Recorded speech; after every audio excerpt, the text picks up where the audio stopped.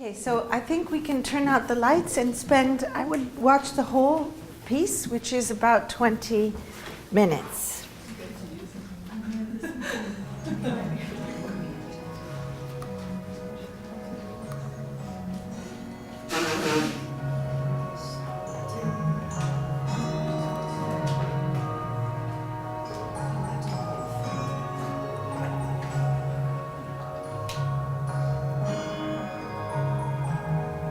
Cái đất nước Việt Nam mình có cái đặc biệt là có người thứ nhất lãnh đạo đất nước là Bác Hồ.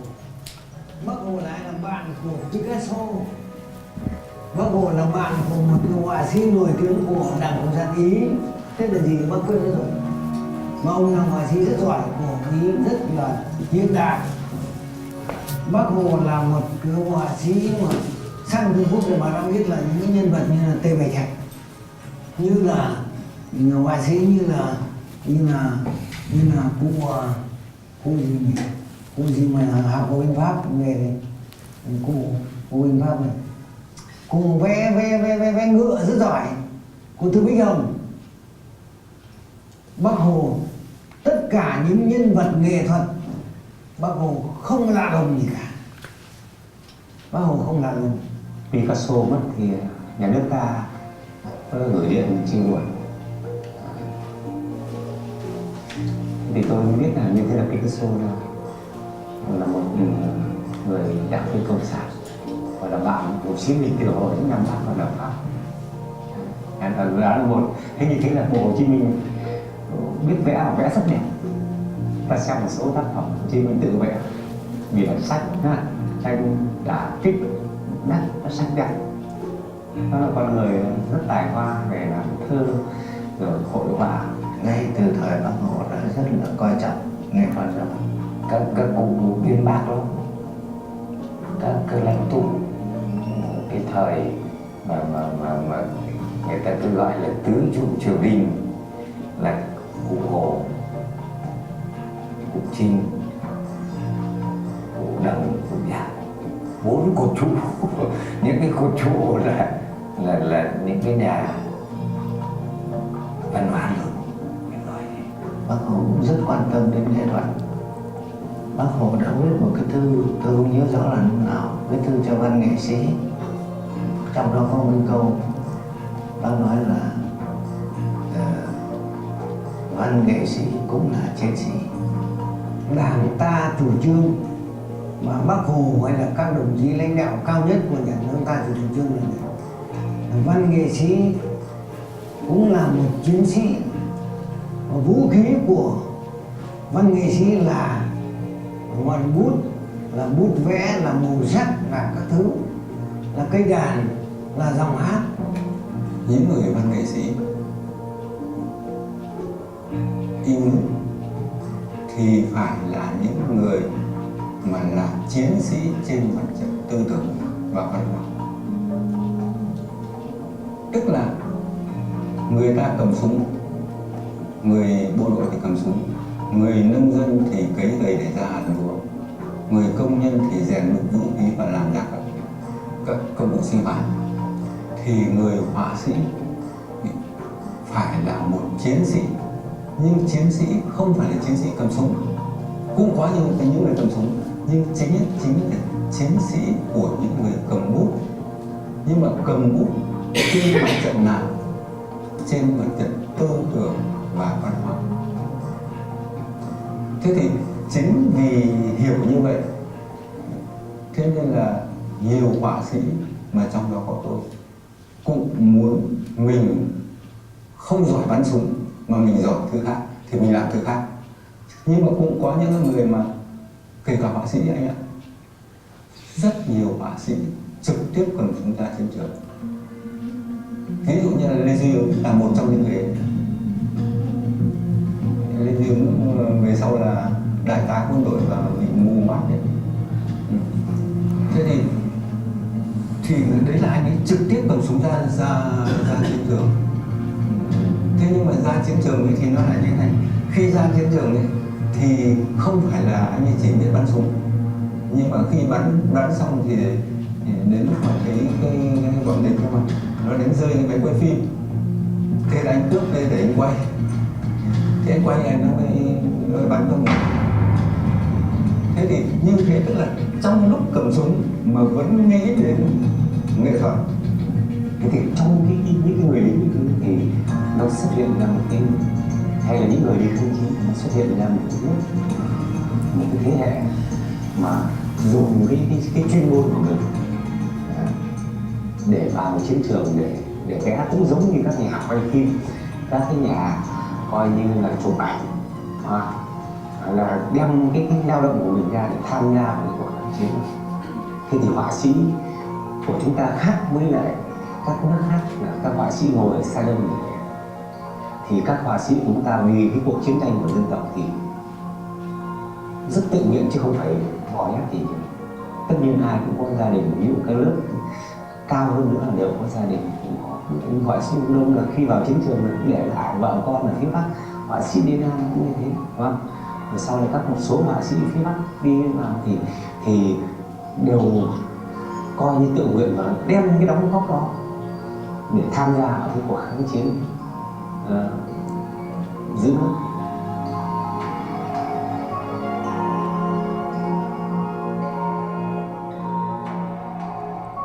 By the way, you saw that Vu Yang Hong, the woman who was one of the women artists, the one who occasionally touched herself here, she's the one who died in 2011 of old age, but it was before the opening of the exhibition. But I had visited her with Din Kili, and hers was the drawing that was in the brain of the woman picking up the hat. And there was one drawing, so I put that in the brain also because she had just died, and it was a few months before the opening, but of old age, I mean, serenely. But she didn't see the work finished, but the others did. And so. Yeah, let's just take a few minutes. Yeah, let's take a few minutes before. Check that anything that anybody would like to say about seeing the work in its completion. Just as you were just around that Carolyn talked about it yesterday in the lecture, and then there was a question posed about this, how we receive this work and the sort of reference to Uncle Ho. I think we need to remember that in Vietnamese, Ho is the surname, so they're not just calling him like Uncle Jim.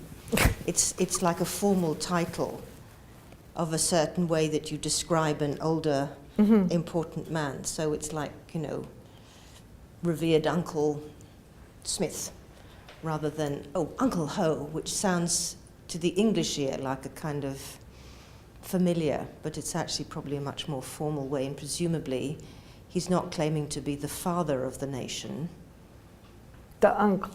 But in some sense it's the uncle, and I think there are other revolutionary leaders who put themselves in that relationship for various reasons to do with the kinship structures and stuff.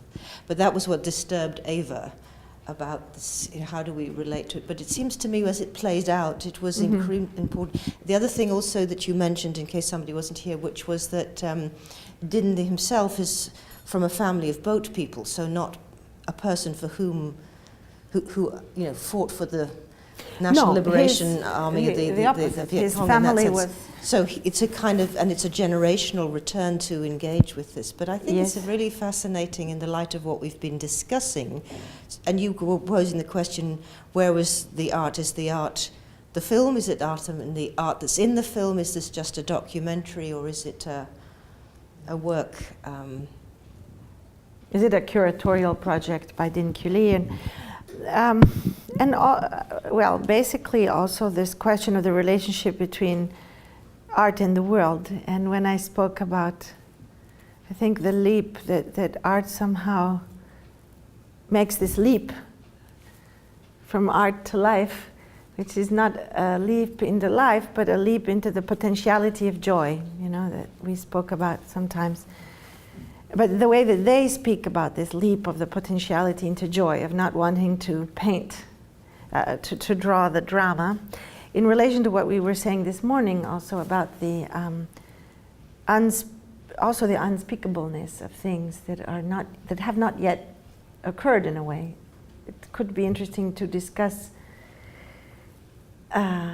their reluctance to paint sad scenes also on the level that they say it, which is a very, not because it's unspeakable, because it hasn't been elaborated, the trauma, but because of the effect, the sad effect that it would have on the people that would be looking at the drawing. So a much more simple reason for the unspeakableness, or the non-painting of the describing all these bodies with heads off and things, and not ever painting one. What do you think? Yeah. A few undigested thoughts after watching it. I kind of find it interesting in terms of the image of art. How, what is it? What we've been asking before. The relationship between visual and the voice, the performance, the performance as an artwork, basically, which would, for me, to be honest, in many ways was more interesting, more fascinating, seducing somehow into life, or whatever, than the actual document. For me, had a very, very strong documentary character. The little, almost like little sketches, photographs, or so that were taken. But of course, you have time in it, you have process, you have subjectivity in the drawing of the lines and everything. So that kind of relationship I found quite fascinating. Also, the play with the artist as warrior, which reminded me of the other film, which I really would like to see if we can show it. Mm-hmm. Shooting back. So who's the artist in the other film? The one with the Rabbi Mroe, Syria. If you say the artist as warrior and take it very literally, there's an irony there, I think. Of course, not meant so much in this piece as more like the peaceful weapon. Well, they're saying it's very engaged. Shoot and kill. It's very important. Yeah. I think in the part that we didn't see because it skipped, there's a moment where the lamb, the little, I visited him too, the one who starts out and who ends almost the film, he says that they did also very strong direct action. Like, for example, they would go into villages where there would be American soldiers at night and leave all these woodcuts and things. They'd say, go home, your mother is waiting for you. Or you better go because you're going to die if you stay. So they were actually doing also very clear military work, like distributing these pieces of paper during the war to the American soldiers, as well as the drawings going to Hanoi to I have to just bring up an example there. Do you know the artist Claude Cahun? Yes. That's what she and her Suzanne Malherbe did when in Jersey. Oh, yes, how interesting. That they went around and they tried to get the German soldiers to go home, and yes. Nobody believed that they were the ones who were doing it, because there were these two lovely dotty old ladies living together, and these were the sort of the warriors, and they kept leaving on cigarette paper all these messages, and the occupying forces kept looking for who could be trying to undo the bravery of the soldiers, etc., and they were arrested, discovered, because they had their printing machine. Yeah. But I think that it's an interesting. I think another issue that I would like to discuss with you is the question of how we judge the quality of an artwork or not, because if you look at these drawings, your first impulse is, okay, these are done in the early 70s. Well, there was Robert Smithson out there. There were all these avant-garde works of land art and so on that have a higher artistic value, art historical value, because they're innovative within the story of art that we want to trace as canonical. And then so it is a question. I mean, these are painted in a kind of post-impressionist style that would have been taught in the art schools in the 50s in Vietnam. But now when you see these drawings in the documenta, or you look at them, even in this film, you can see first the different style of each of them.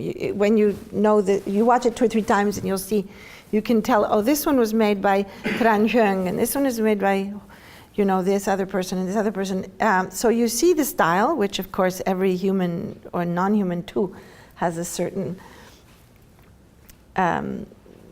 style, you know, certain flower plant or tomato plant will have a certain style. So there's this singularity of every existence, life existence, that is in itself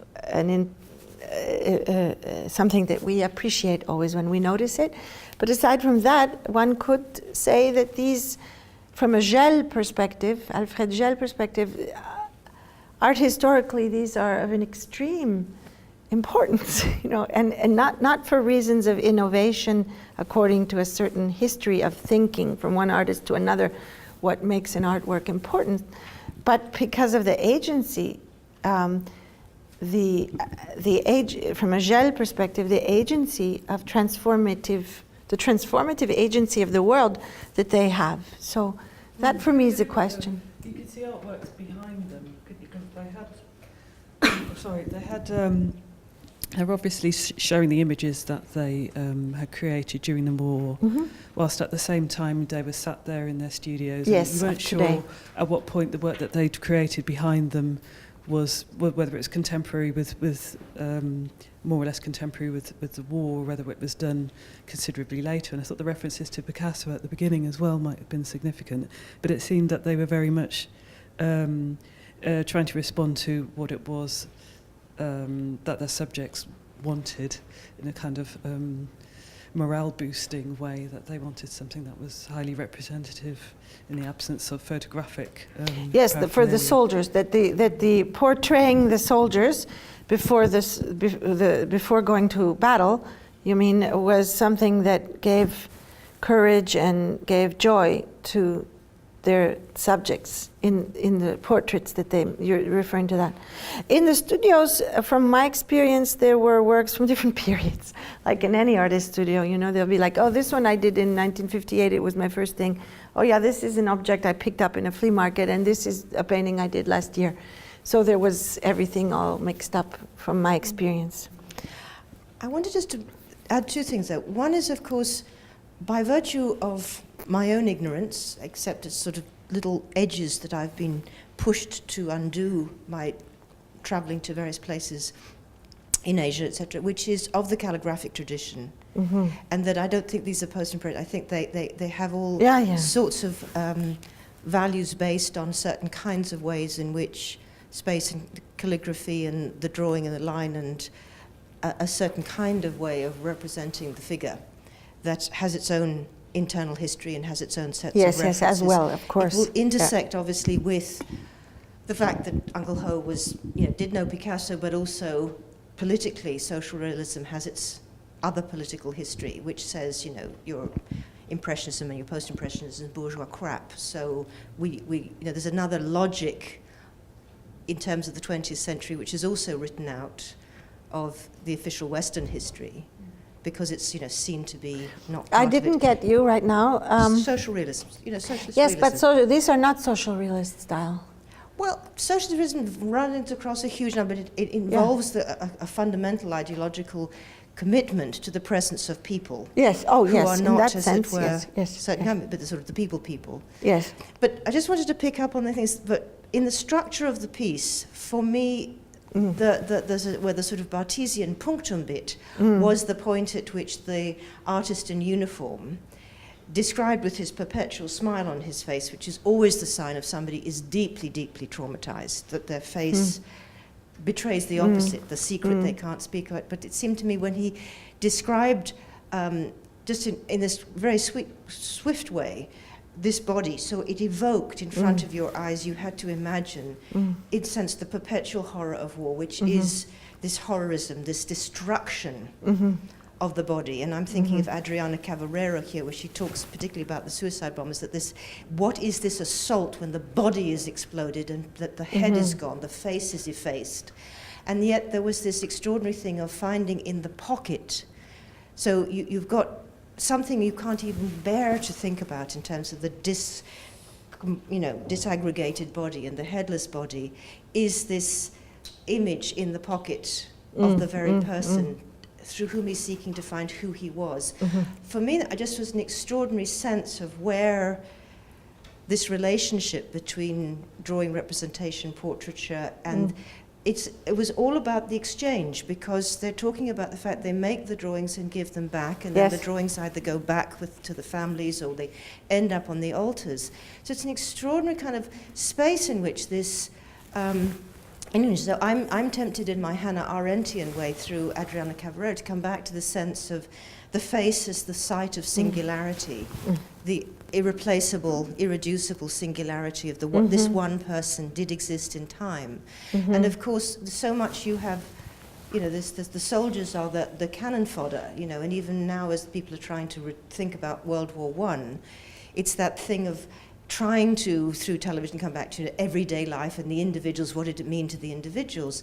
But this actually was a war of national liberation, so it was framed in that extraordinary, powerful sense of, which is another part of the 20th century that I have found was erased from, as a sort of white European person growing up in this sense, decolonization, the absolute violence of the decolonizing structure. And in Isaac Julian's film of Frantz Fanon, he has Stuart Hall talking about this. People don't understand. It was a violence struggle. Yes. And I thought that was this. And this is what they were saying, that it was a violent struggle that actually doesn't go in the Fanonian way to celebrate the violence, but goes in the other way through the sort of the artist to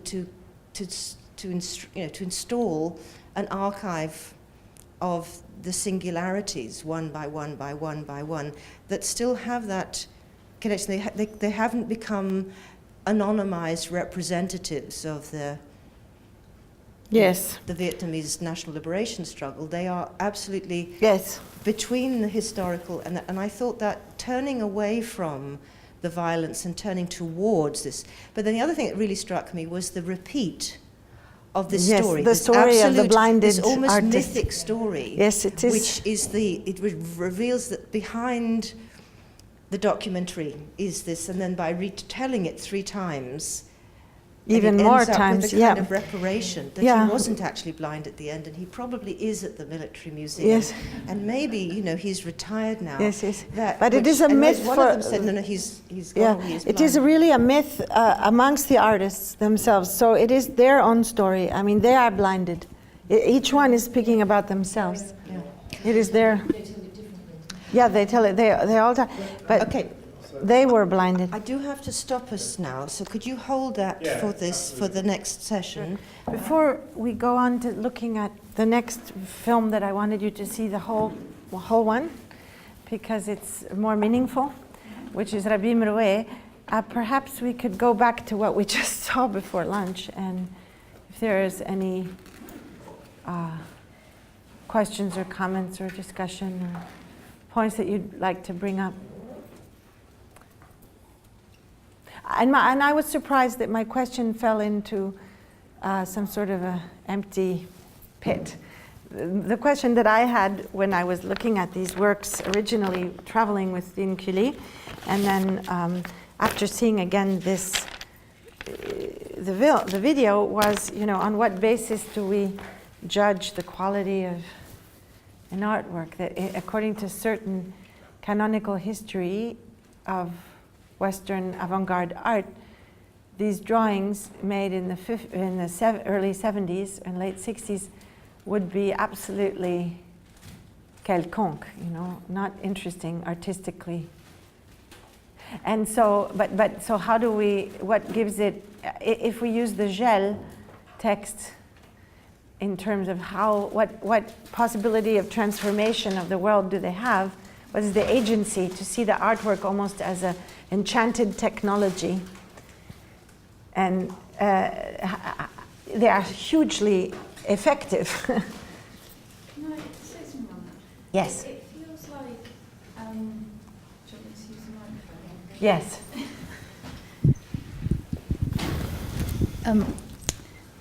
It feels like your question there of how we judge the artwork fits into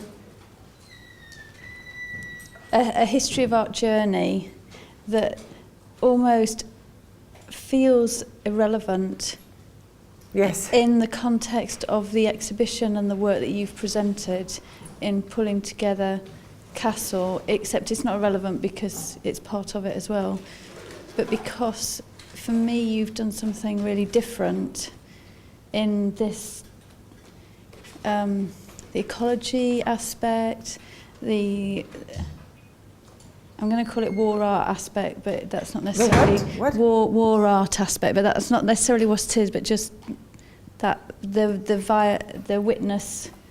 Mm-hmm. There's so Afghanistan and Vietnam and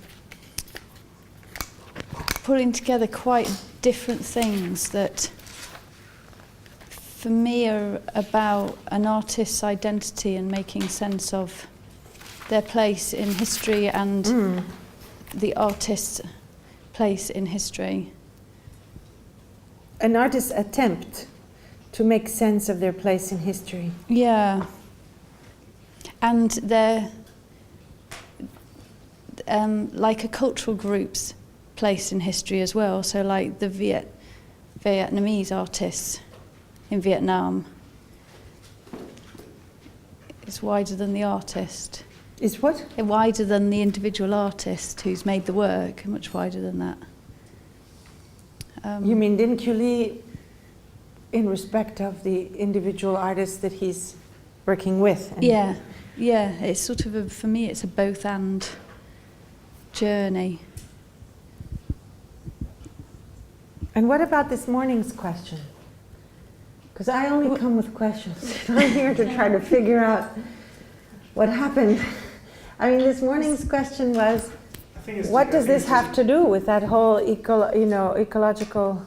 But we kind of dismissed the question because it seems like so relevant to what everything you're talking about. Does it not? Like in the same way that Alison was talking about your four kind of central positions. That the witnessing and seems to be so wrapped up in those ideas of kind of siege and kind of retreat and the stage. That, and then if we're just particularly as we're so talking about the artwork, like is it you just said can it be judged in the same way we're thinking about artworks? This is the central issue, isn't it? I didn't understand. What is the central issue? Yeah, in terms of your question about can we judge these drawings as in the same way we judge artworks within... They are artworks, but the question is how are we judging them? Yeah. But that's the central question running through all your kind of institutes so far, is it not? You mean how can we judge an artwork even as an artwork since we also have the civilization of bees? Yeah, and the beehive and the dam, and the dams for the beavers and all these kind of things. I mean, to me it seems like a kind of continuation more than a let's start again. Oh, that's so interesting. So my questions around is the dam of the beaver architecture, is the beehive architecture or art, is a provocation to you to think that you can look from the perspective of the bees and see a society which is very complex, that has all the abilities of planning and projecting and analyzing a context and reacting and all the things that we would use to identify a intentional, purposeful civilization act of civilization. So I'm asking you, how can we judge those as architecture? And you're saying, so you're saying that these drawings are also, how can we judge them as art? But what about the so-called art? What gives that the authority to be art just because somebody says it's art? Or, they say it's art, like Duchampian nominalism. What Jean-Fred Gell writes in his text is also, it is absolutely unacceptable to accept the ready-made definition of art.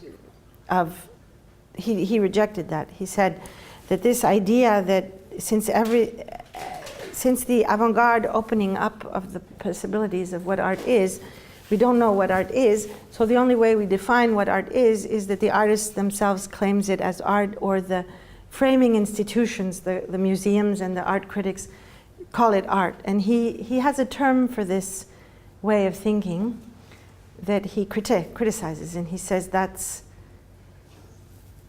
an absurd way of solving the problem. He calls it like the institutional nomination. The institutional nomination of what art is. So where does that take me? But we should subject what the artists do too to this. But I wasn't now talking about whether it's art or not, whether it's architecture or not. I'm just wondering about how we judge the importance of things. You know, do we judge it, if we judge these drawings according to innovation in terms of formal experimentation, we would say, well, there's a personal style, but there's not particular innovation in terms of the language.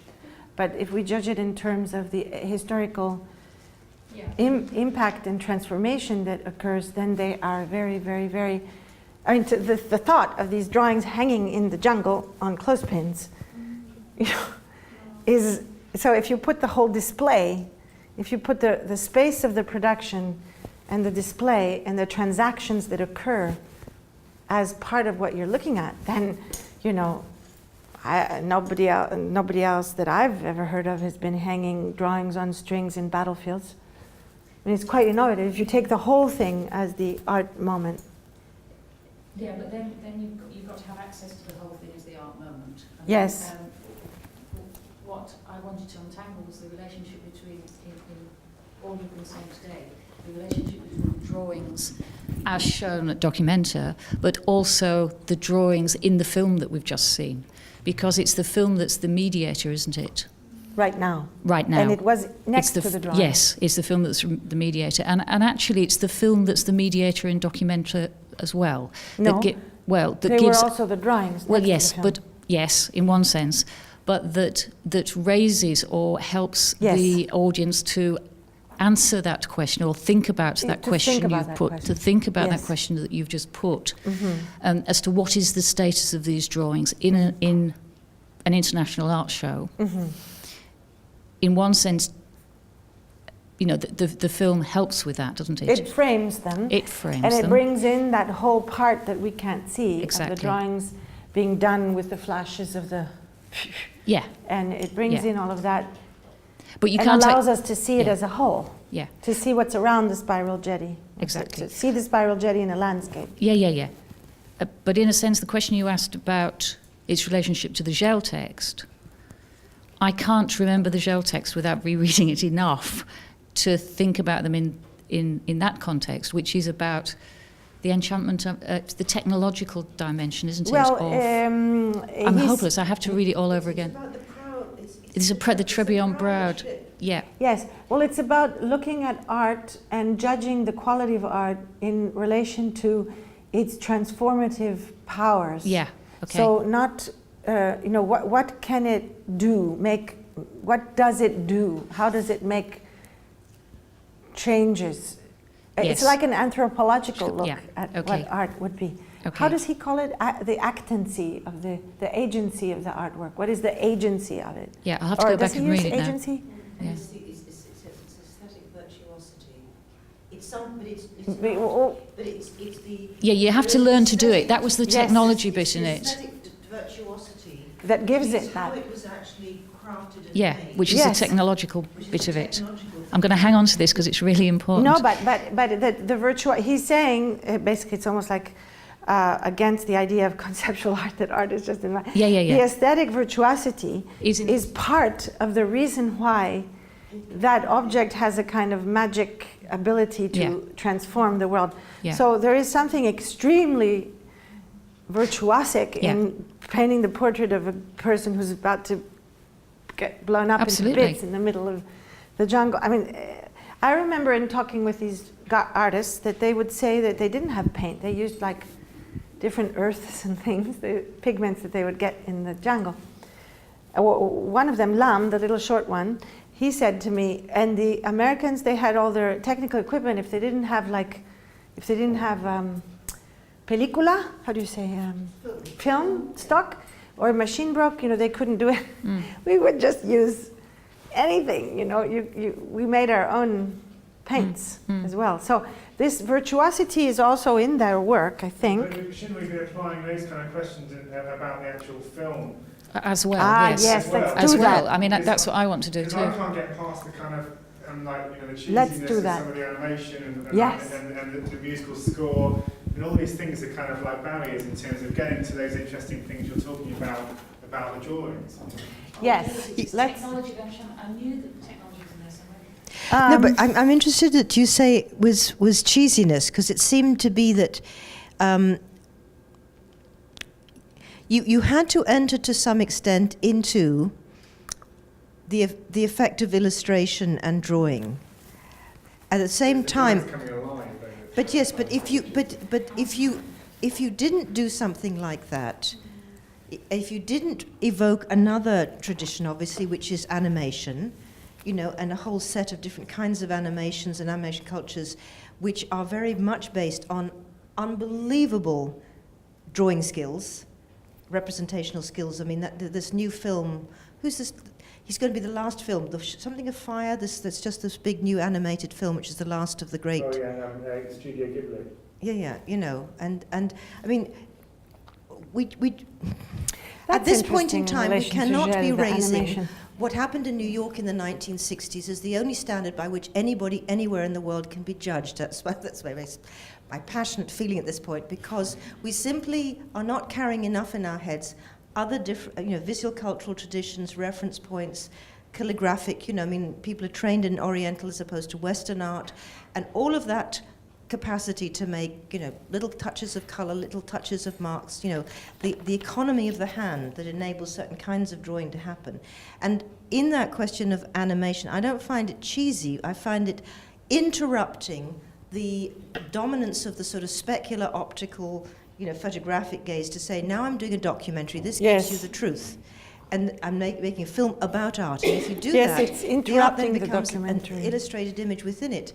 But something is being interrupted in a way that is difficult for Eurocentric folk who are trained in certain ways to digest straight off, but you have to do the work to see what they're doing. Why? So I would protest cheesiness myself. I'd say there's a a technical virtuosity there in terms of making sure you keep remembering. It's a story that is being somebody told. is making this. Yes, and that Din Kuli is storytelling. He's doing that. And these figures are part of they're not just become the performative objects of a documentary, which is the danger. They have to keep interrupting it.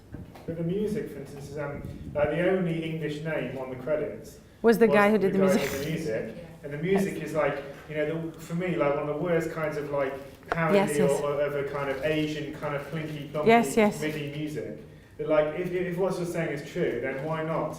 This incredible Vietnamese music, I imagine, is appropriate of the era or contemporary practices. No, but Din Kuli is not a naive person. He's super, not naive. So I think there is not a cheesiness, but there is an element to this piece that is questioning the belief systems of the people who are in it and being interviewed, and questioning the belief systems of us, that would project onto this idealized view of the Viet Cong. I mean, there is this element of not cheesiness, but what did you say? Clinkiness? The music. I mean, kinkiness. Yeah, I think.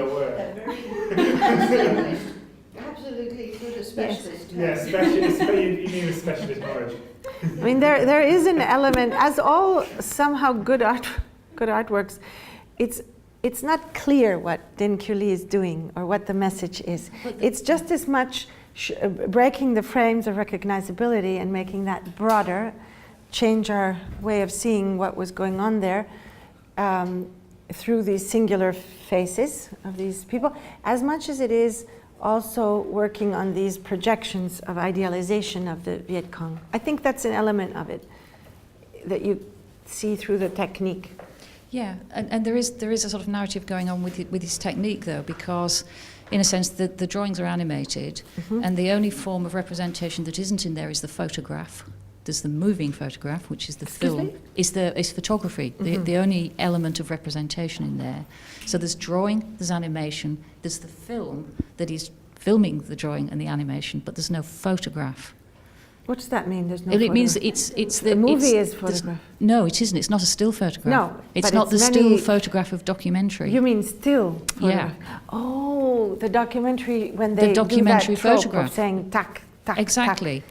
Yes, And that's true. In one sense, I think the story of the guy who is blinded as soon as he picks up the film camera.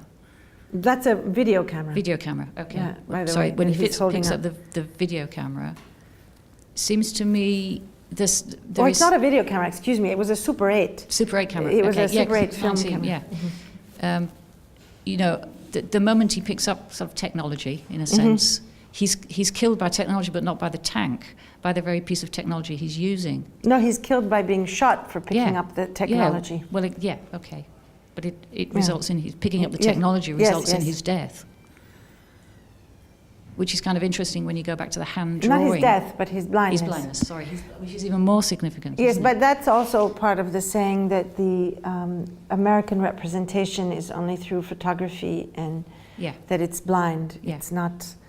It's not like the drawings.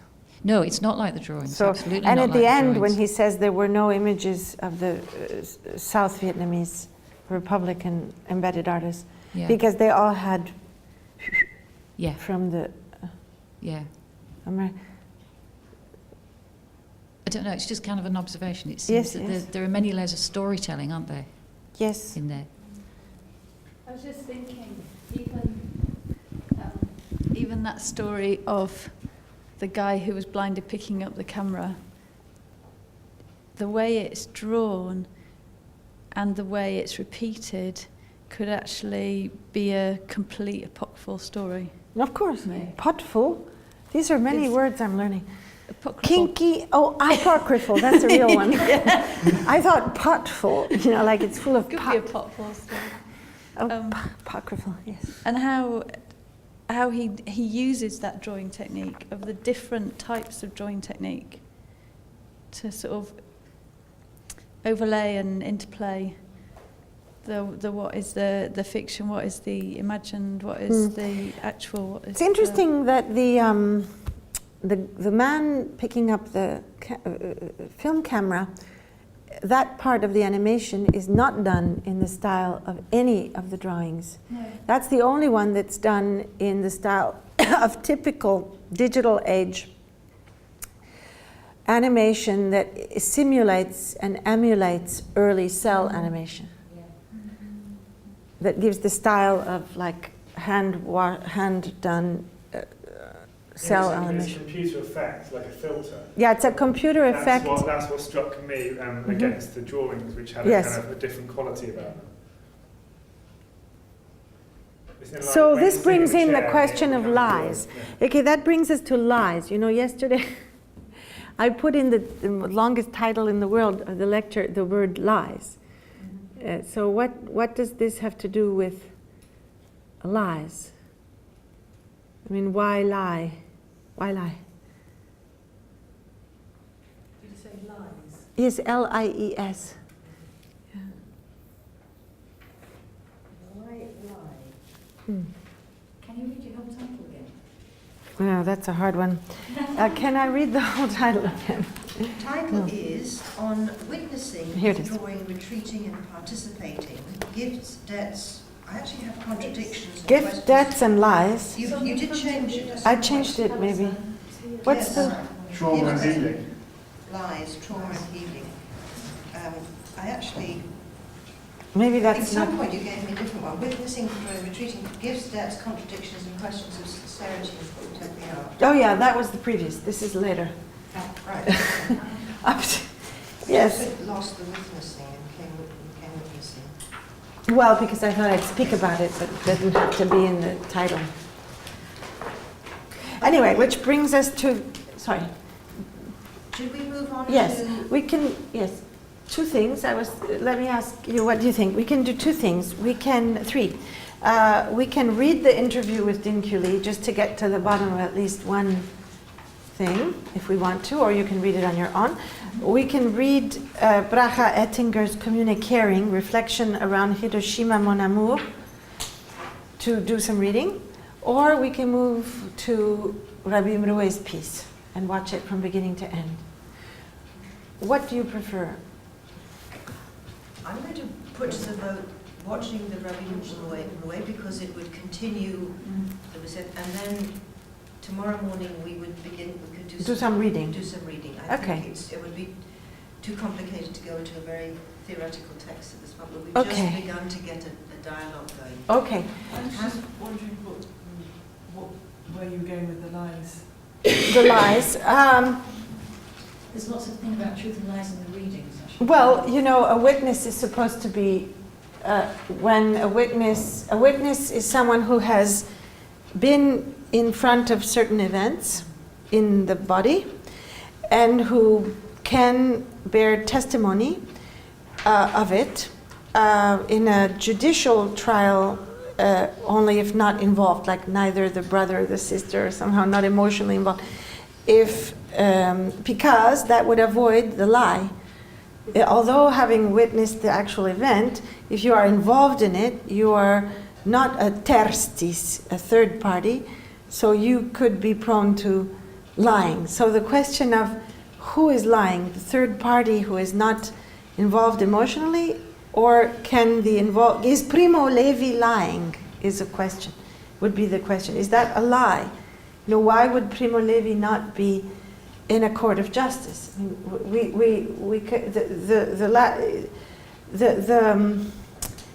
the division that Agamben gives, well, he reminds us of, because it's a traditional legal one, is that you can only be in the court of justice if surely you are not lying, so you have no interests in the case.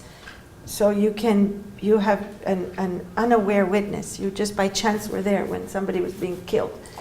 And that question is a big one because Amar Kambar, for example, suggests in his piece in the Documenta that that might not be necessarily right, that actually the personal engagement in the situation may have more. He says, why cannot poetry be in a court of justice as evidence? Amar Kanbar, in his work, you know, about the seeds. So the storyteller, is the storyteller a liar, you know, and what is the purpose? Yeah.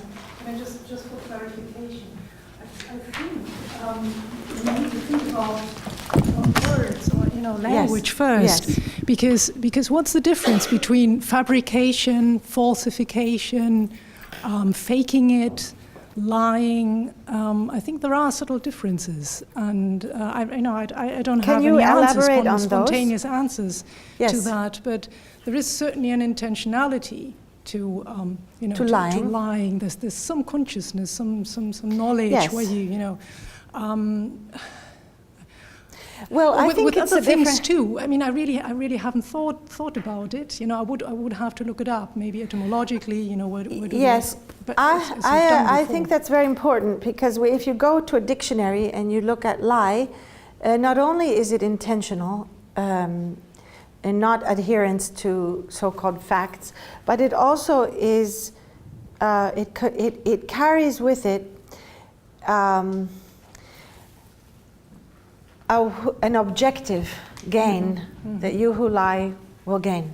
So you lie for a purpose in order to achieve certain things, like you don't get punished by your mother, or you can get the money, you don't get, so there's no, the voice that lies would have not only fabrication or falsification, but convincing of something which is not adherent to the actual facts for a purpose which benefits the voice that lies.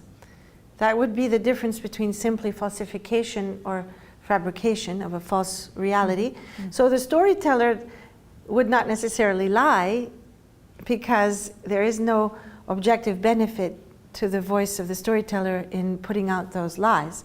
But the storyteller might fabricate or falsify in order to tell a story end too?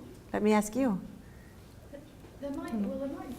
I'm not sure. It may have to do with the They might sell their story. They might sell the novel as it's true. Or gain credibility, which would be false credibility, but something, I don't know. Yeah, well, in that case, it would be judged as a lie. I mean, then it would just go into the category of lie. It's like an ethical judgment on when you use the word lie as opposed to falsify or fabricate. What do you think?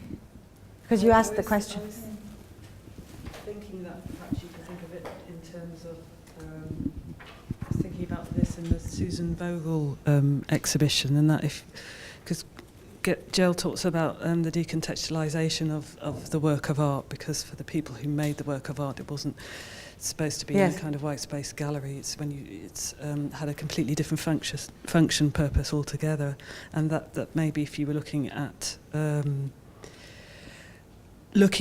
works of the Vietnamese artists, and what you're saying is that giving it values from looking at them as a kind of 1950s, from a European perspective, kind of 1950s representative art in a white cube space. That's its power and its validity is actually within its being hung on the line, within the power that the people gave to it, who were the subjects of what was being drawn. That's where its That's very interesting. Was. In this case, Dinh Q. Lee resolved it by not exhibiting any drawings by anyone who is dead. So he asked the question, is it okay to hang it in a white cube space, which is the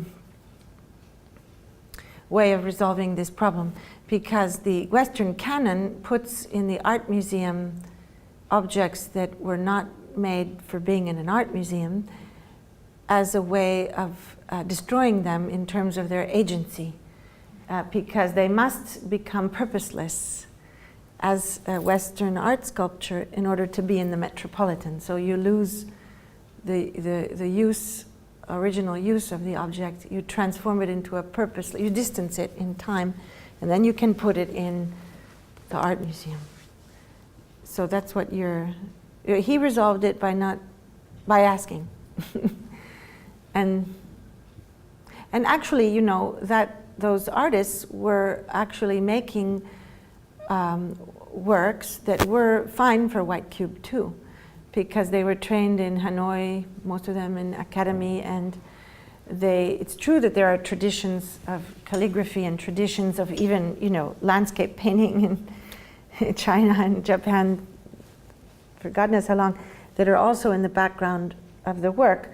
But it is true that at that time there were these colonial schools, so they did have this French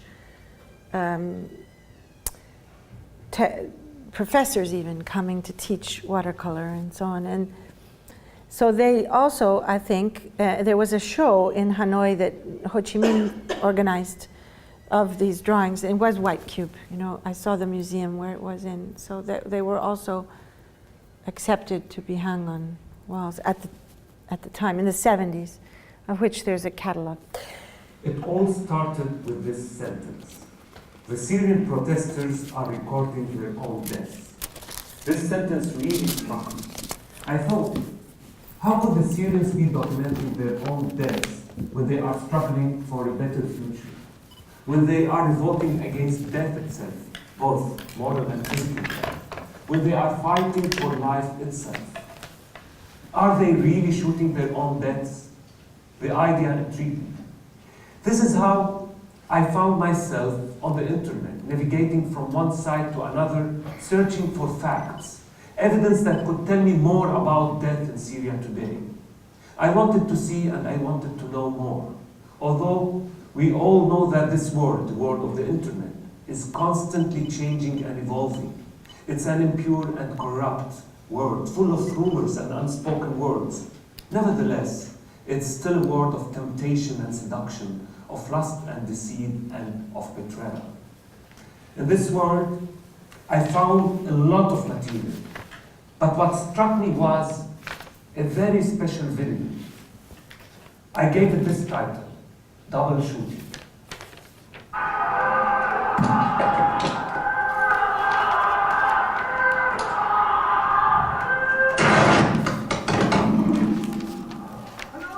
This video was the catalyst of this presentation. Double shooting.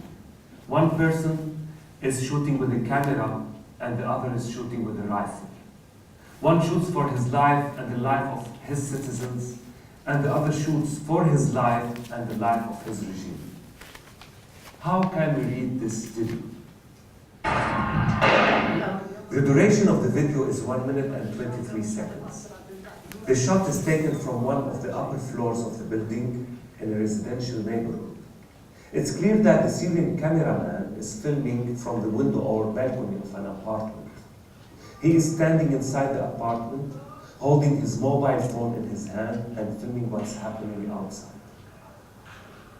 The film starts with the sound of a gun being shot, followed by a series of images of rooftops, balconies, walls, windows, and different buildings. The unseen cameraman makes a fast-paced introduction. الأمن يضرب على الإخوة المواطنين في حي طريق الشام كرم الشام 1/7/2011 بدون أي سبب، لا تظاهر ولا أي شيء. Suddenly, the eye spots a sniper hiding in the street, lurking behind the wall of the building in the right-hand corner. The eye loses the sniper. It tries to spot him again. It hovers left and right, up and down, nothing, nothing, nothing. And then there he is, in the street, still there, standing and holding his rifle. The image is shaking, as if the viewer's eye cannot believe what it's seeing. Suddenly, the sniper sees the eye watching him. An instant, the eyes of the two men meet. Eye contact. Then, without the slightest hesitation, the sniper lifts his gun and aims at the eye. He shoots and hits his target. The eye falls to the ground, turned upwards towards the ceiling of the room. The voice of the cameraman who was hit is heard saying, I am wounded, I am wounded, I am wounded. Then nothing. Complete silence. The image stops. Is he dead? We don't know. I find myself, we actually watched the whole thing through, and it was installed in a situation where there were all sorts of other things in the room prior to it. And then there was a sort of, yes, a corpse. There was a sort of installation which sort of brought back the invisible body. What proportion of the film have you seen? What? 4/5. I find it much, much more powerful watching it in this context here than I did in the installation in the train station. And I think maybe because it became more like a lecture, or kind of a... Here it's more like a lecture. Yeah. Yes. And him showing a PowerPoint and the kind of... His. Yeah, and the kind of graphics and text and all this kind of stuff, it becomes more like the kind of apparatus of like a PowerPoint display or something like this, rather than like fine art video. Yeah, I thought that. I mean, it's like he's reading an essay, isn't it? It reminded me of Mark Lecky or something. He's presenting the news. Type way of we've seen two artists that have been presenting their work in that way, that they're addressing their audience directly like they're a newsreader. Is this like a new way of, is this a new thing? But he was also an actor, isn't he? Performance artist. He was in this, Max would say, in this film with Catherine Deneuve. Oh yes, but that's because his friends asked him to be the actor in it. It's a film made by the couple in Lebanon, Hamid Jihadis, and they are artists and they also make experimental films, and they invited Catherine Deneuve to be the protagonist who's going to Lebanon to find an ex-husband or something, and there's a taxi driver that drives her through the landscape, and it's Rabbi Mroué. But it's as if a group of, he's not an actor, I mean, it's a group of artists doing this artwork with Catherine Deneuve, sort of. But not his idea, he was just performing in it for them. The two other artists who are actually also experimental filmmakers. What I find so striking about Intense, it is the format of the lecture. It is the format of analysis, an analysis of those things which need to be taken out of the context in which they are occurring in order to make us pay attention to them. So, in instance, art, going back to your a priori, what is art? It's the space of a kind of reflection of something that's taken from somewhere else to be given to that. And what he was saying about this, the space of seduction, the internet, what is going on there, but then the analysis that he subjects it to, which arrives at the point at which people holding a phone up, because it's a screen technology, do not have the same thing as if you were looking through, the lens finder of a photograph, where you do put the camera to your eye and you can't see. If you take photographs, you take the camera down, you put the camera through, because you're bound to locate your eye going through the viewfinder. Whereas here, the man is watching something which is on the other side of his camera, of his phone. It's almost as if we have these objects which can take photographs, but we haven't worked out that they are taking photographs, and therefore there's this body behind the camera. So I thought that point where he thinks he's watching something on the screen opens up an entirely different understanding of screen culture's power to disembody us to the point at which the fragility of the human body stands exposed to the gun. Yes. But the person who is standing exposed to the gun does not imagine that by virtue, not because he's in some kind of fantastical world, but because he's watching the translation into a screen image already. And that's, I think, why I was thinking about Hui, whose work is about the question of the digital camera as a kind of prosthesis. All the way through, he's setting up the notion of a prosthetic, but actually it's the failure of it to be prosthetic that produces the risk of death. And I think I found that quite shocking and astonishing, because one's trying to get round what is the affect as well as the effect of, these endless screens, these endless machines that we are now processing. So everybody holding up their cameras, filming every kind of event, they're already watching it as a screen image, not a. But he's still suggesting that.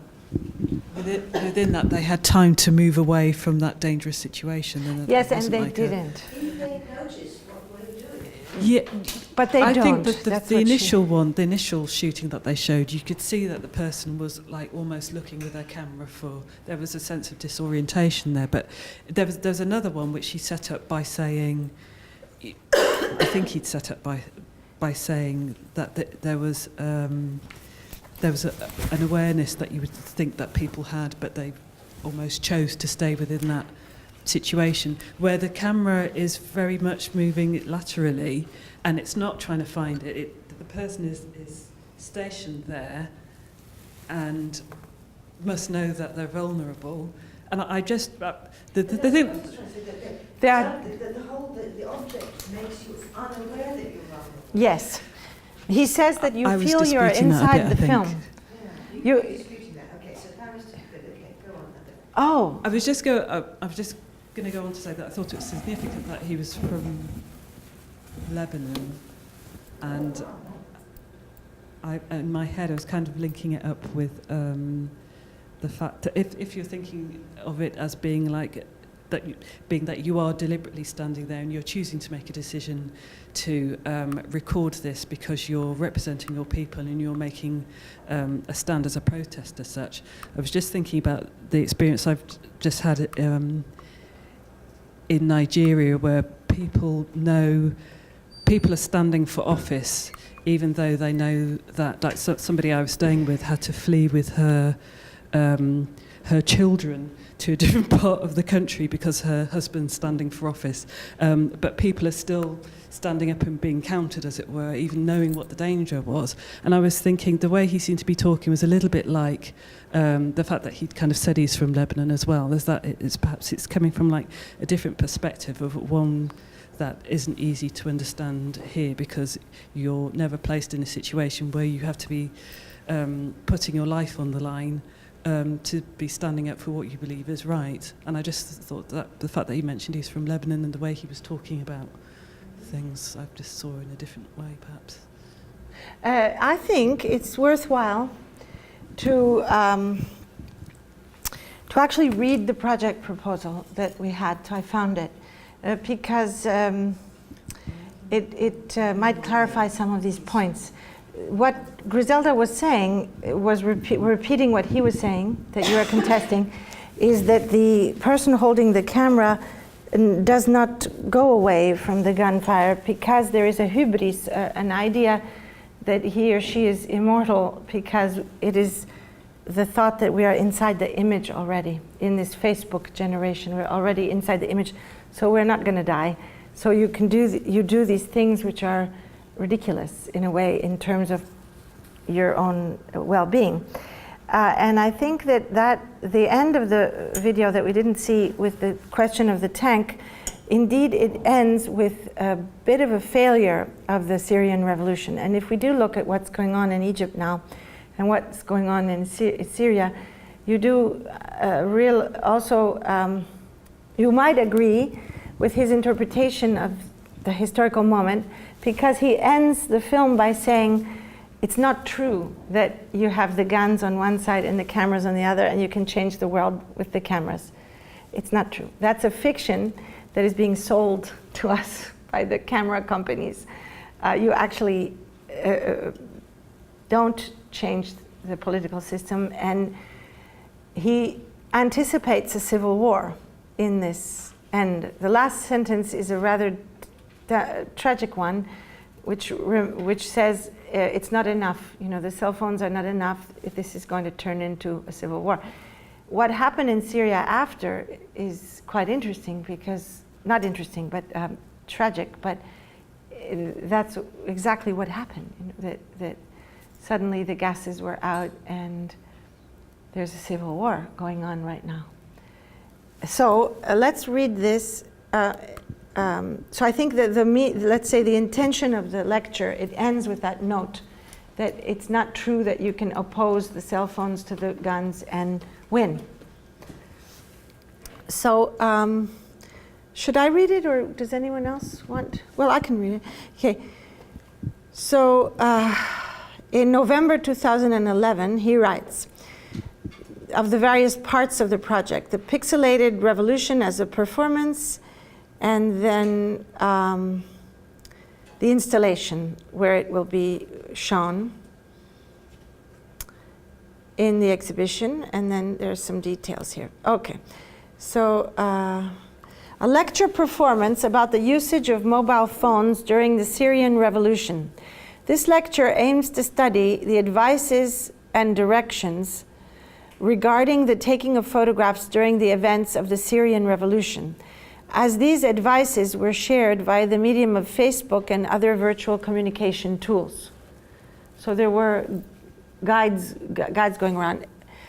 What is the relationship of this act of photographic documentation when seen through the prism of Dogma 95, the cinematographic manifesto of Danish filmmakers Lars von Trier and Thomas Winterberg? Do you remember the Dogma 95?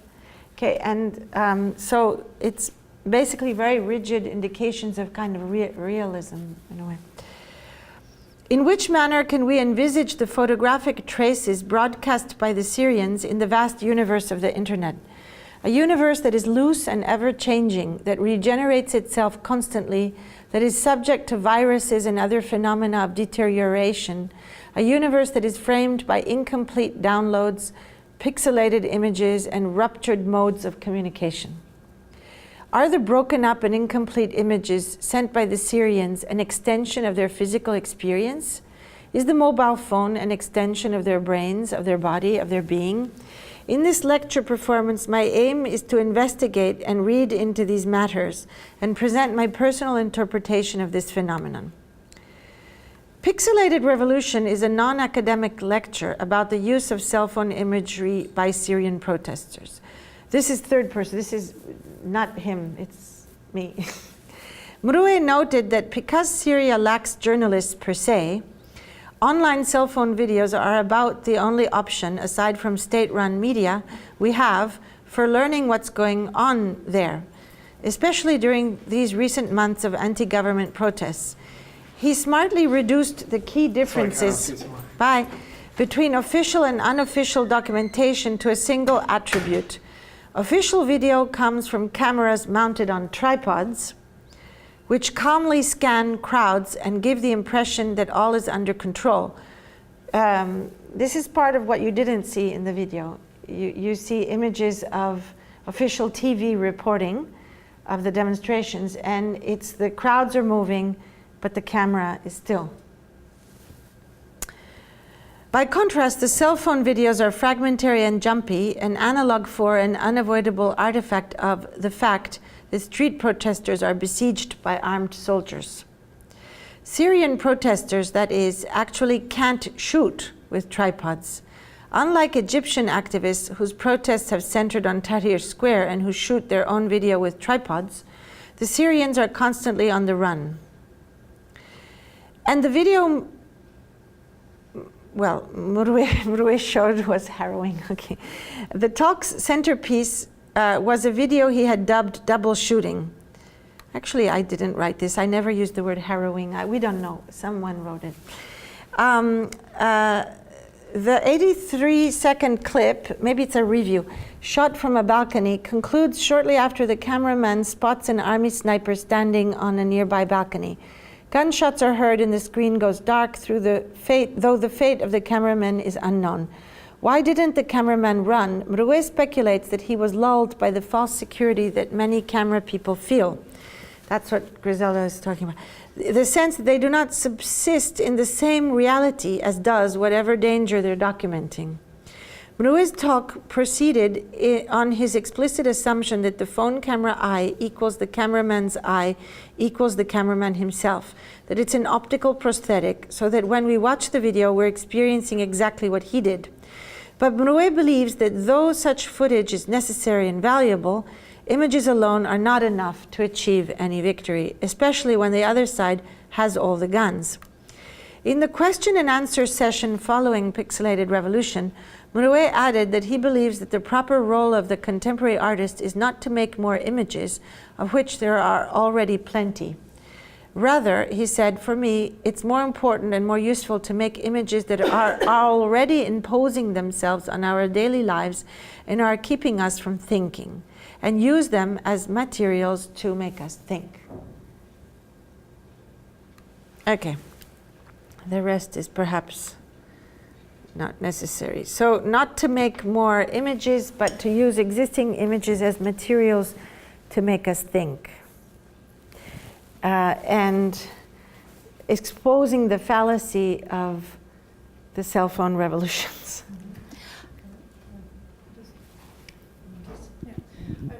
I wanted to add something in terms of voice and sound. Yes.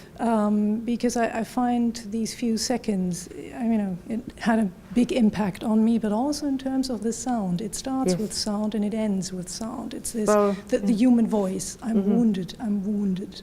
And I find that, again, another little element within the overall piece that, I don't know, shows some, fragility, vulnerability, the kind of the human element in this war of images, or the failure of the, optical prosthesis, but comes in through a different medium, which, I find interesting. I'm very fascinated to put the two films and the two discussions together. Yes, let's do that. Because in a way you had, in the case of the Vietnamese fighting in there, again what Pam has said, the sort of a national liberation struggle, you have to be there, you have to put yourself on the line. They say they have to go to the war zones, but in a sense they have to produce images because there are no other ways to register that presence on Earth of people who are engaged in this. And then, this is the 60s and the 70s. that particular moment, and in a whole, not only the difficulty of the not having the cameras and having the cameras, but having their hands on their drawings, and then in this situation, the effect of the screen. You were nodding. It was just that in fact, they both got shot in the eye, as it were. Yes. In both, it was just striking, wasn't it? That both the soldier in the Viet Cong film and, different kinds of actors in the situation. The absent soldier, the non-interviewed Viet Cong artist, the myth. Yeah, the mythic, yeah. The mythic, yeah. Yeah, but that for me just held those two pieces together. Yes. Was the mediation of the camera, or as a consequence of the mediation of the camera, one was blinded and we don't know quite what happened to the other one. In the Rad Mouet film, do we? He said, I'm wounded, I'm wounded. We don't imagine, know. Yeah.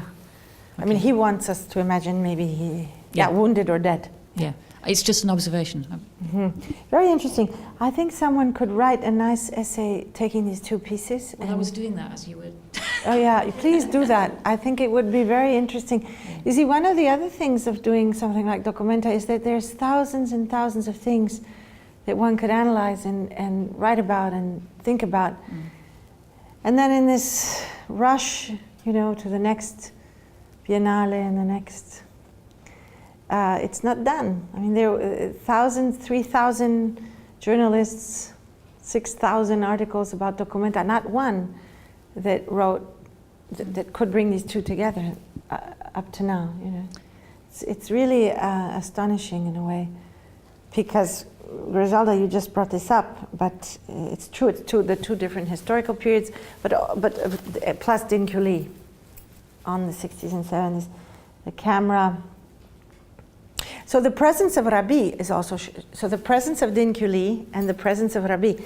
Rabi is very present in this one. He's telling the story as if it were fact. He's giving the lecture.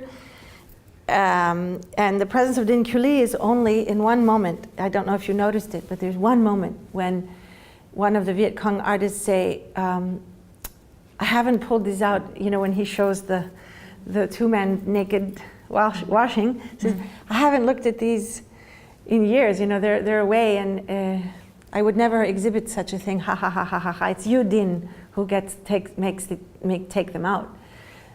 So, this embarrassment about the pleasure of looking at the body washing in the river.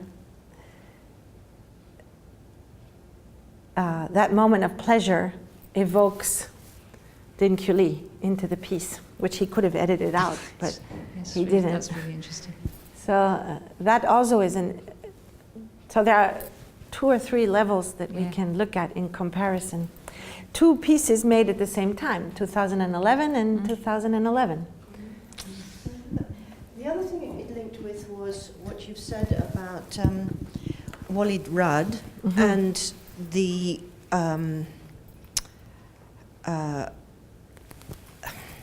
specific political cultural space of Lebanon, which I know very, very little about, but Isabelle Delacour, who's finished a PhD here last year, did this beautiful project called A Tale of Two Cities, which was studying Sarajevo and Beirut, and how artists managed in situations where the whole infrastructure is destroyed by civil war or the sort of siege of Sarajevo.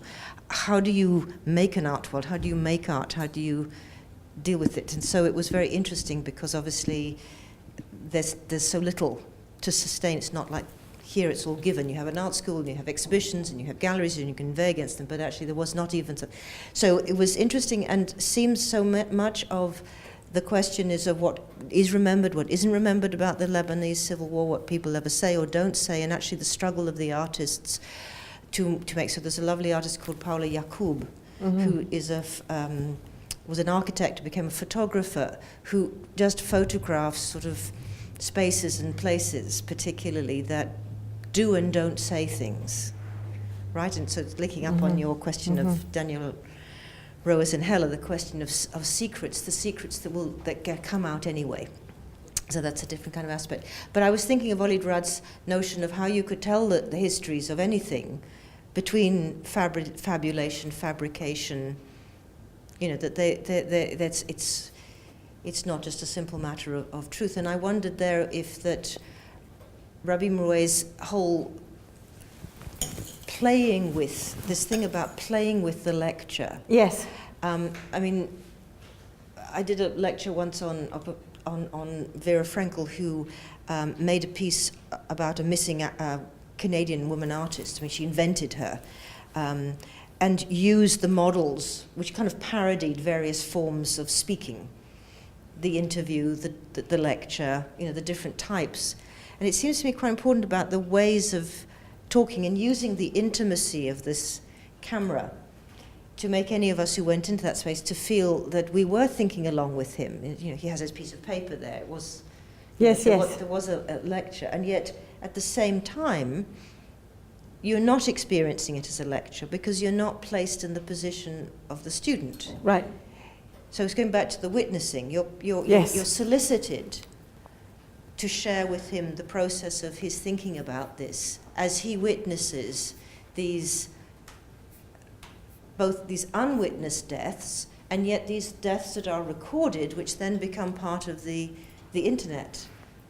And I do think that notion, not so much what is the artwork, your art project, but what we've been struggling with and what your lecture has provoked is different kind of positioning of the artist, but what the artist is doing when the artist takes on the initiative to be doing, not just making something, but setting a certain kind of place of doing, investigating, researching, bringing forth, putting in place with... what is the artwork doing also? I mean, I think that's exactly right. That's, again, brings me back to Gel. Why reading Gel was important. It's a kind of the agency of the artwork that is transformative in the world. What does it do? What is it set up as a technology to do? I was interested that at the start, a bit of a language thing, he said he called it this presentation. Yes. He didn't call it this artwork. You just referred to it as this artwork. And sort of when did it become an artwork, or is it become an artwork in his mind, but he's naming it a presentation? Yes. It was clearly an artwork. He has been doing lecture performances as a form. Okay. Like one could say painting or sculpture. Okay. It's a form particularly strong in Lebanon, where Walid Rad is from as well. Rabbi Mrouet has actually been doing lecture performances since as long as Walid Rad, although Walid Rad has emerged as the kind of beginning of this type of artwork, the fictionalized lecture. But it's considered by them an artwork. And then the other thought I had as well was at the start, him referring to the lies that are perpetuating on the internet and the place of lie, given our earlier discussion. What does he say about that? I don't remember. I can't remember exactly what he said, but I thought he said it was something to do with the lies that are shared on the internet. Does anyone else remember that there's it? so much going on that is not. Yes.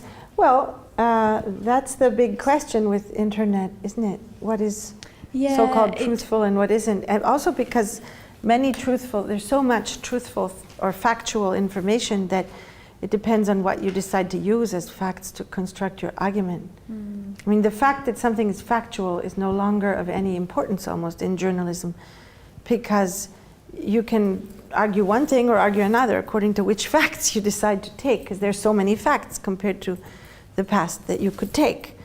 I remember speaking with a journalist about this. He was saying that that's not the point. The point is somehow this, I guess, the sincerity of the voice and the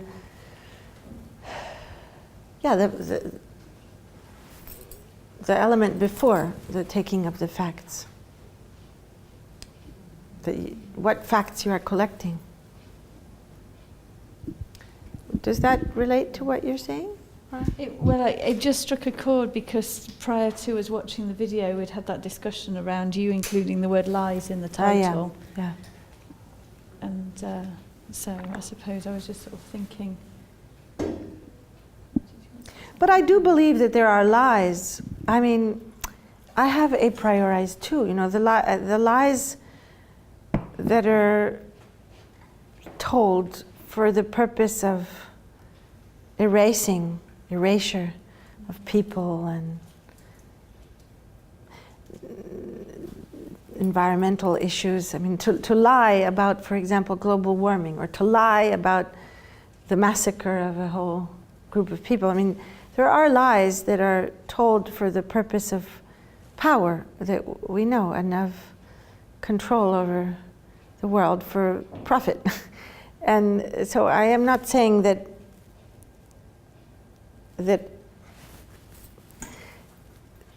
all lies are the best thing in the world. I mean, nor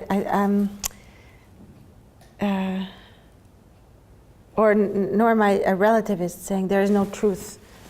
I mean, I think it's the purpose to which something is put. What is the use value or something? But this is banal. I mean, I'm saying banal things at 4 o'clock. Banal. Banal. Let's go to something less banal. A short break. How about I not read it and someone else reads it? Wouldn't that work? Take some turns. Okay. Now, the interesting thing about this, well, one of the many interesting things about this notebook is that it is the only notebook that is not reproduced in the Book of Books.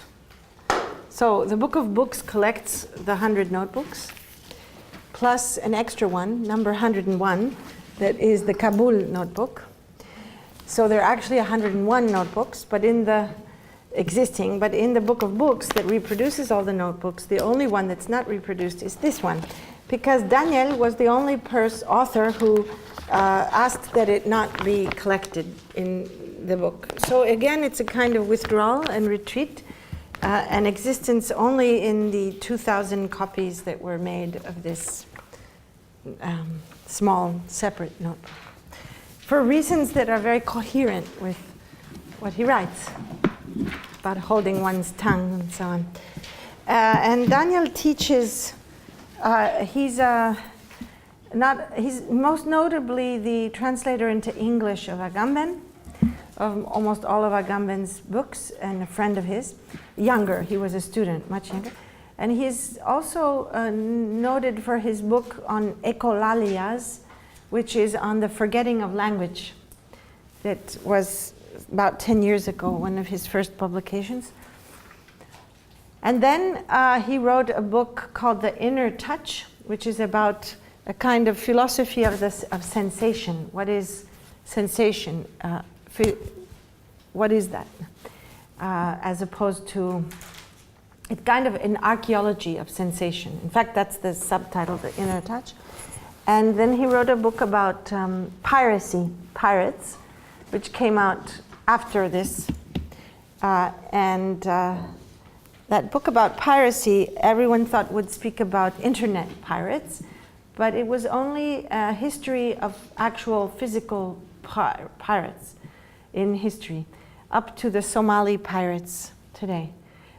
So it has something to do with this, also with the fact that it comes out during the period of all this, speaking about internet piracy, and that it doesn't touch it is a very interesting, I think, point that is typical of his way of working and thinking. And then he's written also about the imaginal field. I can't remember the essay title, but it was taking from Henry Corbin, Islamic studies of the imaginal faculty, and taking from Simondon and from Aristotle. He was exploring the status of the image as something which has a materiality to it, which is neither in the mind nor in the thing. Like an image reflected off a mirror is there even though there's no one looking at it. So it's in this spectral, in between zone. So that's a little bit of Daniel background. Okay, so who is? We can go around. I'm going to start, right? Okay, Daniel Heller-Roizen, Secrets of Al-Yahiz. No, really, it must be a Yahiz.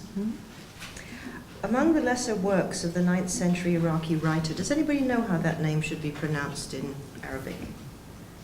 I think the dot will make it a ch sound. Okay, we don't want to. Okay. Okay. Among the lesser works of the 9th century Iraqi writer Yahiz is an essay entitled "The Guarding of the Secret and the Holding of the Tongue." It teaches 2 skills seldom named in the enumeration of the arts of language: how not to speak at the wrong time, and how not to lose a secret by divulging it. Al-Jahiz wastes no time recalling that all secrets can be disclosed, and that it is a good in itself for those who hold them that they remain concealed. He begins instead by commenting on the causes that may lead to unwanted revelations. It would be an error to ascribe these solely to the many infirmities of the will.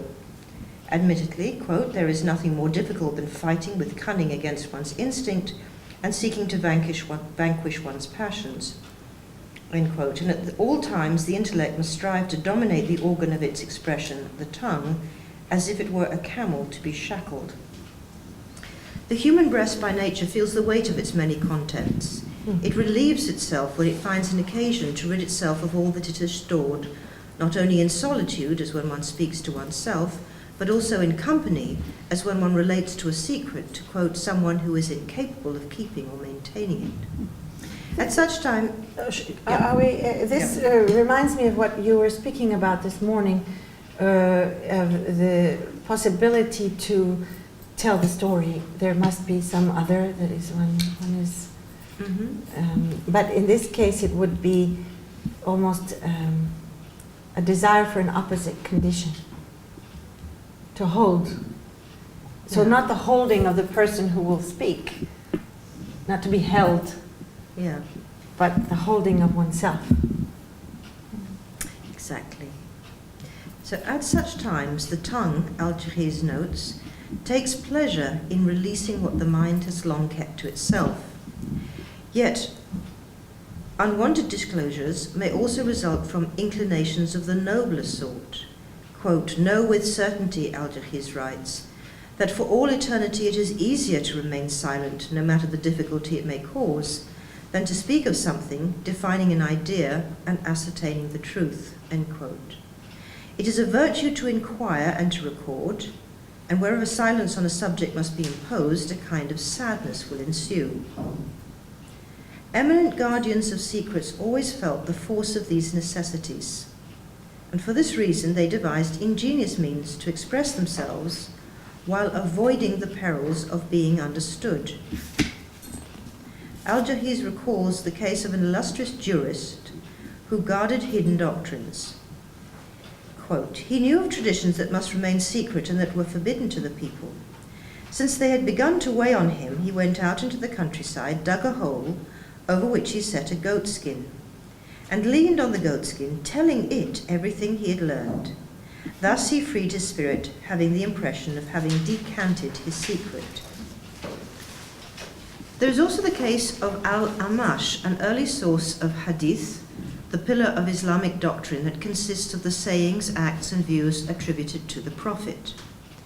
Al-Amash's character was not without blemish. He was known to be irascible. Yet he possessed the knowledge necessary to guard a secret and hold his tongue.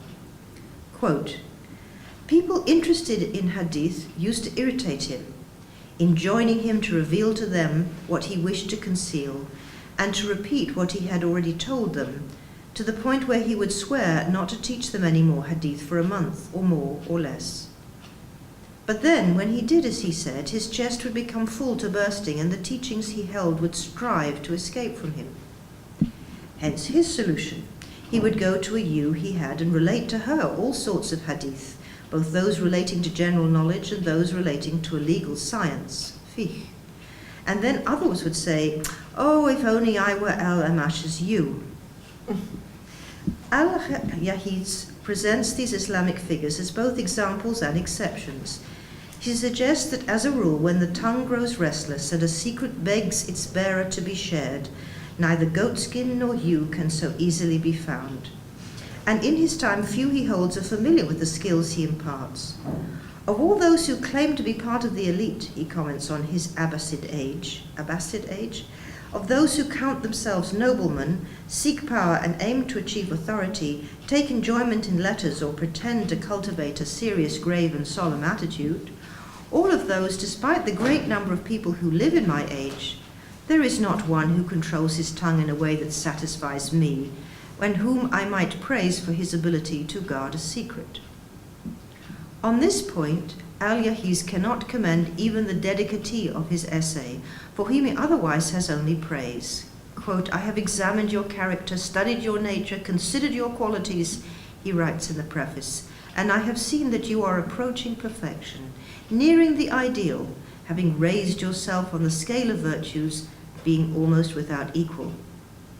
Nonetheless," he adds, "I have noticed that you are on the path of wastefulness and negligence, on account of two things that are the foundation of the practice of virtue."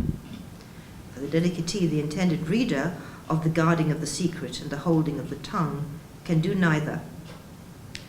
The difficulty, in truth, exceeds that of the control of the organ of speech. Even when a tongue can be disciplined into immobility, secrets can be discerned, for the body, mute guardian of the unsaid, will evoke what has not been named. Quote, "If the most judicious and prudent person held his tongue, locked up his secret, and measured his words," Al-Jahiz reasons, "still, quote, without violent effort to control himself and his gestures in every instant, he would not be able to master the glance of his eyes, the muscles in his face, the change of his color, his smile or frown. When someone evokes that secret, or he thinks of it, he will not be able to keep his face and his expression from betraying him when someone mentions his secret, or something like it, or something that recalls it, or even when he meets someone interested in it. A secret can be known in these and similar ways, for it can be tracked down by the skill of hunters armed with guesses and conjectures, by careful investigators of words and deeds, and by the study of motives and symptoms. Sharp eyes and ears know how to read what is not written." Quote, "Sometimes there are doubts about something. One glimpses the truth. One needs no more to outwit the owner of the secret. It suffices to speak to him about a part of the matter, making him believe that it has been spread and become generally known. Then he will be led to confirm the suspicion and make it into a certainty. He will explain it all in detail, thus condemning and destroying himself." One might imagine that the risk run at such times were simply that of communicating facts, deeds, or beliefs that one might rather wish to conceal. But the threat of divulgation is considerably more dire, for in being disclosed, a secret changes nature. Its unveiling is its deformation and destruction.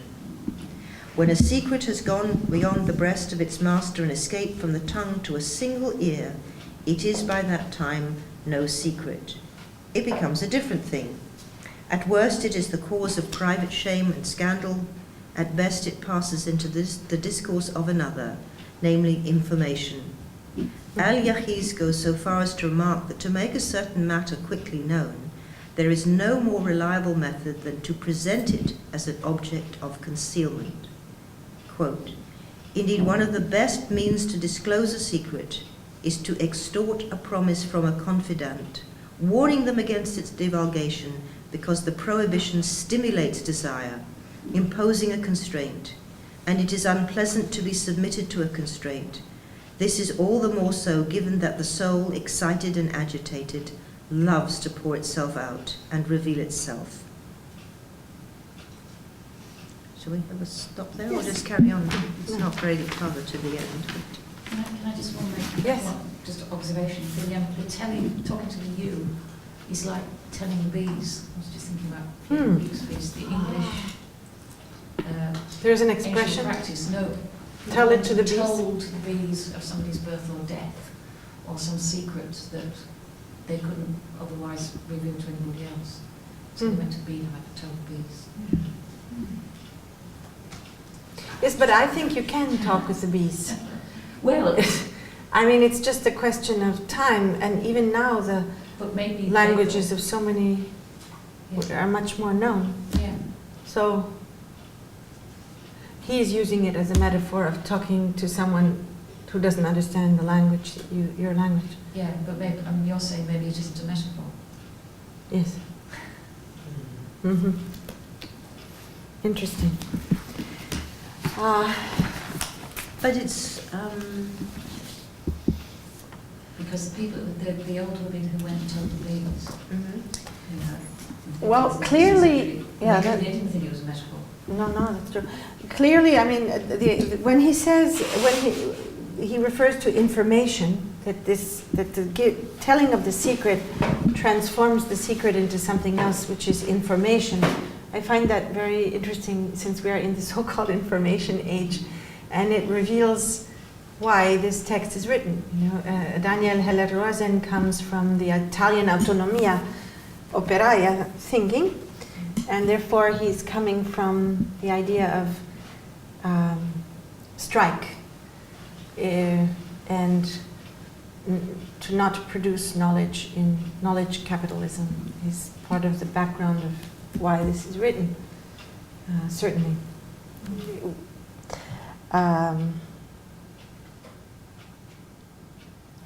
But, you know, there's a question around the elite here that might be interesting to discuss. I mean, how is there's something very elite also about deciding to withdraw speech and communication in an age of the global flow of information. I mean, it could be seen as an act of some sort of an elite. In Germany, I think there was a slight accusation, I remember at the time of this, by some people of the secret society, of building a secret society, a kind of intellectuals making a secret society, and is that not tremendously anti-democratic? And so I remember there was a discussion around that problem.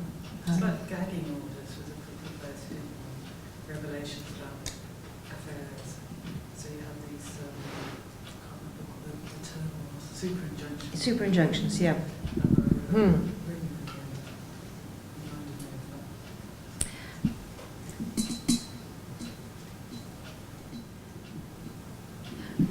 But I mean, one of the things that came up at the very beginning of these forms of social networking, things like MySpace, you know, things that preceded this, the Facebook, etc., is this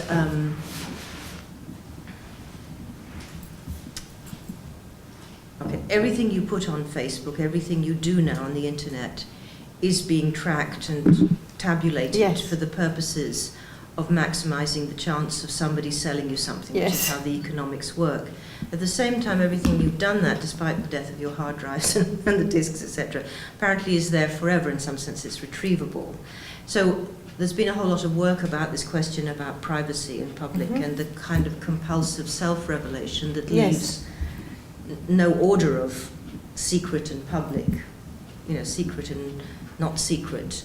And then we have a whole forms of journalism in which people are encouraged to thrive on the paparazzi of every kind of possible way of prying into certain kinds of lives. And then, as Pam says, if you have enough money or power, you can take out a super injunction, which almost rather like a kind of Freudian fetish marks the spot to something, you know, which somebody's going to try and get behind, but judiciously.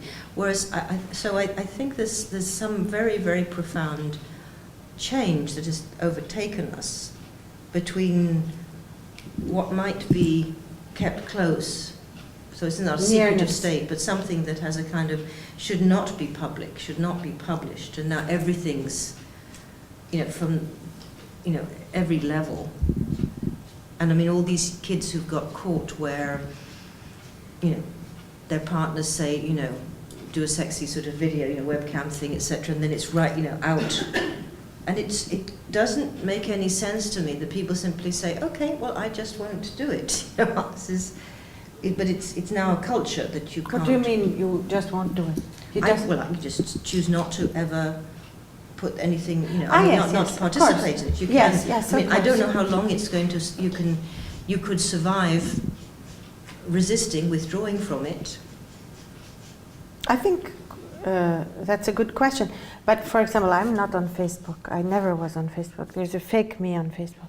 Somebody made. I don't know who it is. So there are a lot of. I mean, there's Ivana Blasek is not on Facebook. There are a lot of people of our generation and also young kids. My daughter got off of Facebook, even though she doesn't own what is already there, but that belongs to Facebook. But there is a movement of moving away from this obligation to upload every instant of one's life, make it public. Again, are we talking secrets here? The creation of secrets. Yeah, I'm trying to, again, I haven't looked it up, but is there a difference between privacy, a private life, a private existence, and a secret? Because he's stressing very much the, as you just said, the holding the you and the non-you, or but yourself, and as soon as you release something, and that may be a kind of private context or a family context, it's not a secret anymore. It may be still part of your private life, but it fundamentally has to do, I think, with the I, or with the self, or one person only. Isn't that? Is this in German? Secret is Geheimnis. Geheimnis. Yeah. And doesn't it relate to prison? No, the word doesn't have any. No. What is the etymology of Geheimnis? I don't. Well, secret. I don't know, but for me, when he gives this quote, a secret can be known in these and similar ways, for it can be tracked down and so on and so forth. So it has to do with some sort of effect or some kind of inner. Well, it can be of many sorts. It can be political. It can be it can be how to make a. I mean, it can be many things. It doesn't have to be a personal, private, embarrassing thing. I think secret in Italian or in English comes from segreto, which means secret, but it's of the same etymology as sacred and as separate. To separate, to secret, and the sacred are all connected etymologically. Mm-hmm. And also to sacrifice. I mean, of course, the German Geheimnis has the Heim in it, which is home. Mm-hmm. So to keep home, Geheimnis, to keep inside the home. But I'm a bit reluctant to open it too much to. I mean, it may be a political secret that you own, that you hold, but I'm drawing the line too narrow here. I don't know, but I think there is a difference between. Broader kind of political. I don't know. I don't know how to name it at the moment. It's. Well, the question of private, public. Privacy and publishing. Yeah. And actually, what's something, which is, as Rosen is saying, is that it can only be a secret by remaining secret. Yes. Mm. Therefore, a revealed secret is no longer a secret. Yes, it's information. So it's a very particular kind of knowledge that has to be sort of, in a sense, held. Yeah. But what he's also saying is all these images of the body are never yes. able to hold it. The breast is full. Mm-hmm. The tongue, it's very embodied. And then something is going to betray, perhaps, obviously, what it is, not just the pressure of it. So I maybe have been distracting you with the question of... No, of the public and the private, the Facebook. No, I think it's a very pertinent question, actually. To speak about... He is clearly... looking at an author who's attributing value to not providing information, to not giving information. He's giving something away so that it may become information. Yeah, to not doing that. He's establishing, he's speaking against the dominant paradigm of access and accessibility, which is supposedly synonymous with democracy. Democracy is if things, you have access to them. So you immediately speak about the politician sex scandals. I think that the society wants, I mean, that's just my view. My view is that the Western advanced society, which is all over the world as well, wants us to give value to accessibility and to providing information. So when the politician has a scandal and the politician is stopping that, it's used to structure and to strengthen our desire to believe in accessibility as a mark of democracy. Oh, look how bad he's not telling of his sex scandals. Well, actually, industry and global financial capitalism doesn't give a hoot about the sex scandal of so-and-so. And they would like, I mean, it would encourage people to be outraged by politicians or wealthy people stopping information, because what is needed is that we, by the system, is that we continue with this transparency of continuous access, as if this continuous access brings democracy, while it actually brings selling more products, because you have access to the person's tastes, to the person's desires and wishes and the books that they've read. And so I think that he's in a bit of an Italian battle, post-autonomia operaia battle, against this idea of access. Indeed, if you look at it from an art perspective, so-called access and accessibility has made it impossible to exhibit so many artworks of the 70s and 60s. For example, Cunelis's fire for health and safety regulations, or certain things. If you don't, I have tons of stories of access problems that because of the need to have complete and utter access by everyone, you often cannot do certain artworks. You just can't do them because there's no, if the artist wants to do it in a small room at the top of a tower where only one person at a time can go and wheelchairs can't have access and so on, then you as a curator are an elitist, you're bad, you're da-da-da. You can't spend public money to have that artwork happen. And so what is the measure of the goodness of it is accessibility.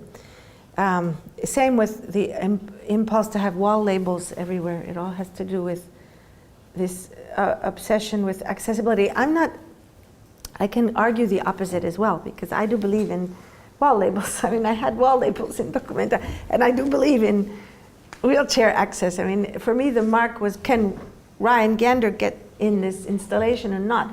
You know, and sometimes he'd say, listen, I can just leave the wheelchair there and I'll just crawl up the stairs. I said, okay, then it should have happened. If you say that, if you want to do that, and you say that it should have happened, but it's not going to happen, Ryan.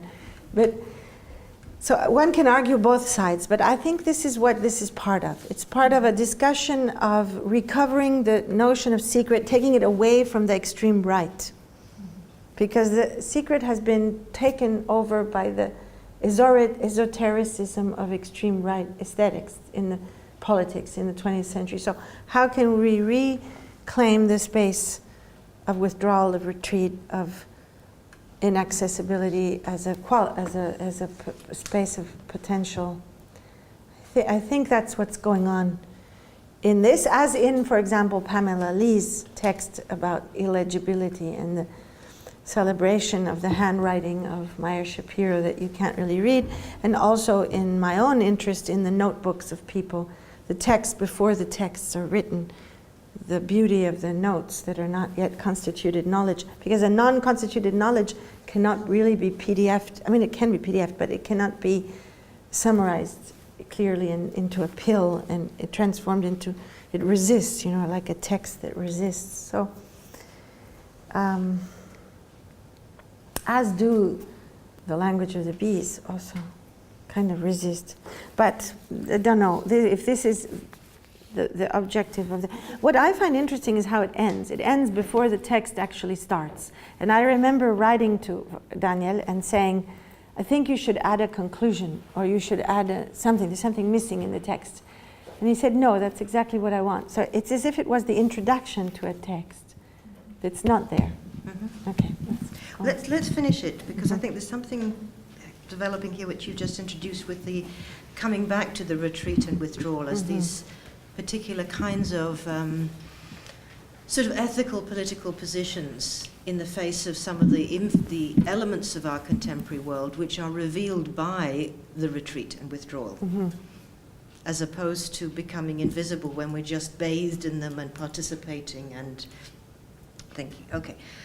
So, where was it? The arts. Okay. Okay. The arts of guarding a secret and holding one's tongue would be of only moderate significance were it possible to delimit the domain of hidden things. I'm going to read that again. The arts of guarding a secret and holding one's tongue would be of only moderate significance were it possible to delimit the domain of hidden things. For one could then restrict oneself to practicing the two skills of speech in those circumstances in which matters of a certain nature are best left unsaid. Yet the truth is that everything and anything may need to be hidden from view. Details of an intimate nature are not the only ones that one may wish to conceal. Speaking of private, public. Quote, the divulgation of a secret is to be guarded against in all things. Extraordinary news, lofty affairs, mysterious reports, scandalous facts. For example, religious secrets should be protected, lest passion take hold, and the adepts of religions come to hate one another, opposing and confronting one another on account of divergences concerning such matters. Against enemies, one must also conceal royal secrets involving veiled plans, hidden ambitions, and mysterious projects. Then there are the secrets of the great and the mighty of the elites, which must also be concealed. For commoners place the greatest importance on their kings, who are a sky overshadowing them, to which their eyes are raised and their hearts pinned and their desires and fears turned. Then finally there are the enmities between brothers. End quote. The potentially limitless realm of things to be kept secret implies a single yet far-reaching consequence. Al-Jahiz himself refrains from drawing it. Since there is no matter, whether individual or collective, psychological, political, or doctrinal, that might not one day need to be concealed, there is no speech that might safely lie beyond the reach of the essay's admonitions. In every act of language, regardless of the situation and the subject, there may be a secret thing that demands to be guarded. One may need to hold one's tongue. Whenever speaking beings converse with one another or with themselves, matters may be withheld or revealed. What is more, they may be withheld as well as revealed, at least to those who know how to listen and to look. In this sense, despite the modest terms with which the author introduces it, the guarding of the secret and the holding of the tongue offers far more than teaching on two skills. Subtly, if imperceptibly, it hides the fact that it bears on language in all its forms. Excuse me, what are the two skills? Holding the tongue and? It's right at the beginning. And what? And the breast, maybe? The act of guarding the secret and holding one's tongue. Oh, guarding the secret and holding one's tongue.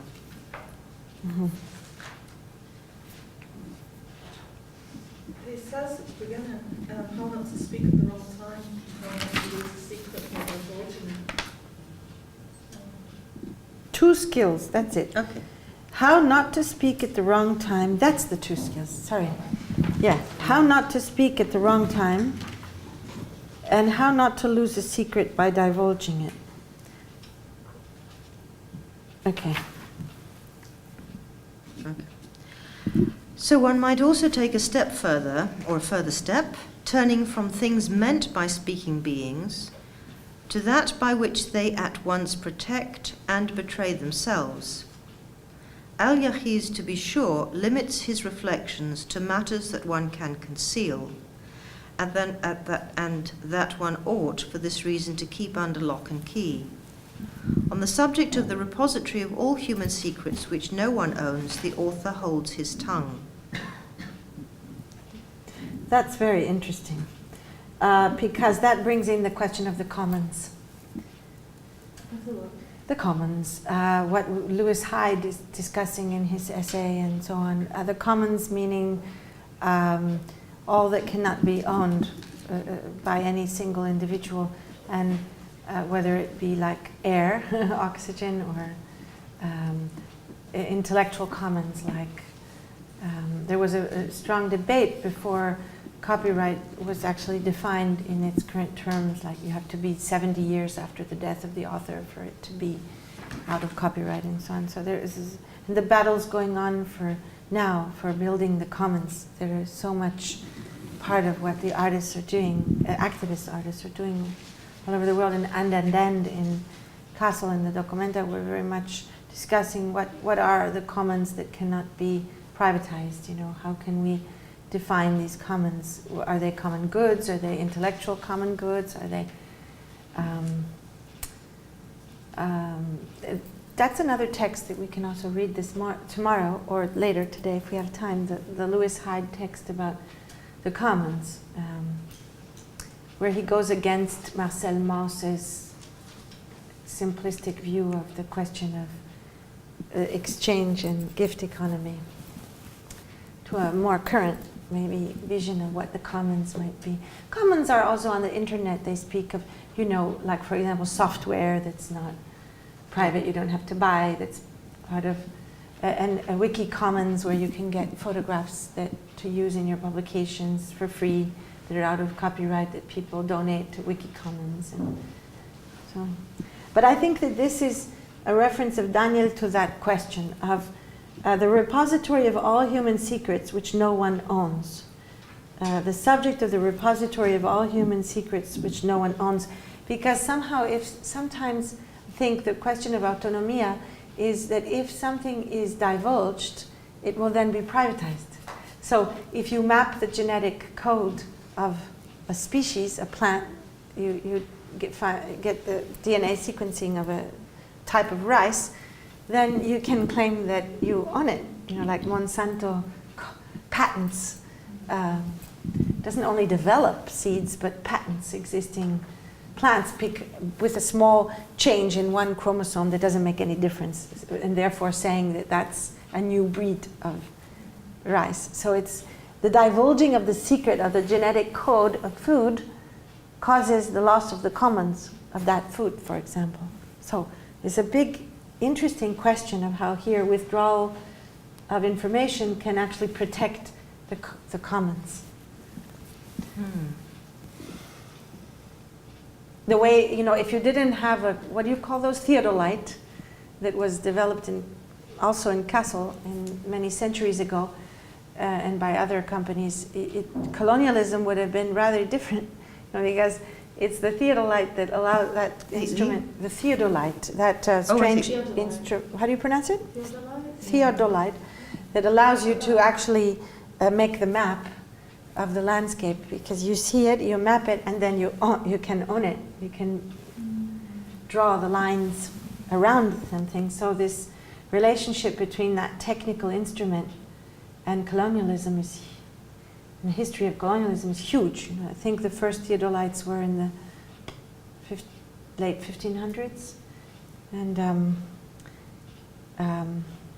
you lose the commons, you know, by revealing the secret of how to make the map of the terrain, for example. This is, you can be seen as romantic. No. I'm making a connection with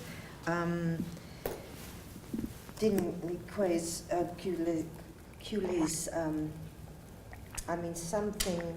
making some connections between the two films we've looked at today, and this issue of, on the one end, witnessing and testimony, which is to some extent about calling people to speak,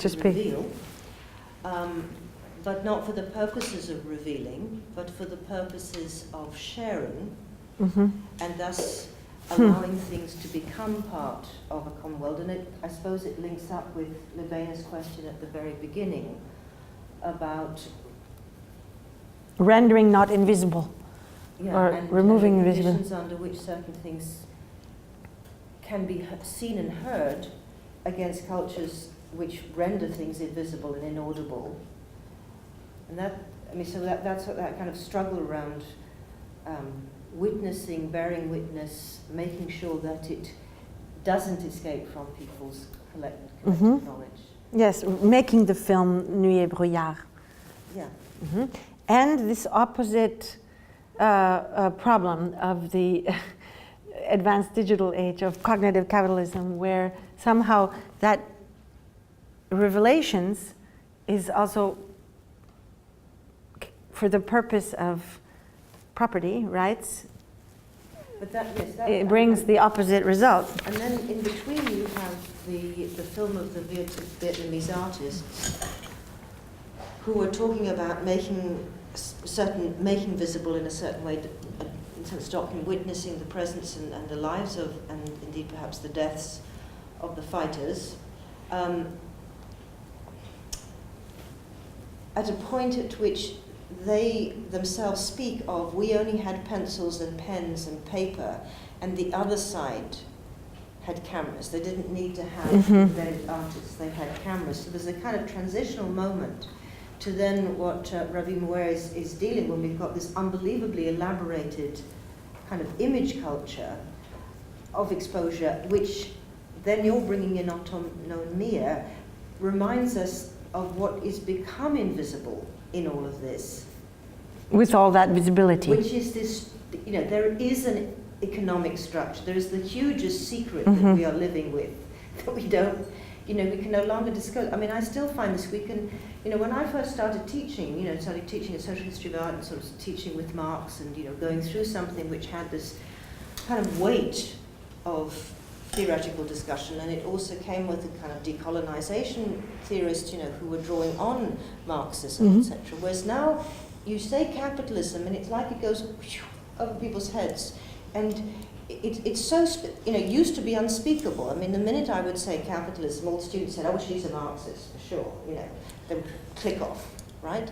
Whereas now we talk of it because it's so penetrated, it's no longer this sort of unspeakable secret revealed by socialist or Marxist discourse. It is just the reality, and yet we live in it without it kind of knowing, you know, what you're saying, what's behind, you know, where are the folders, what's behind what's beneath the surface. What we know is real bodies in real labor in real conditions whose factories fall down on their heads because of the net rates of exchange, or as you say, with the miners whose ground falls on them in order to produce the energy for the industrial...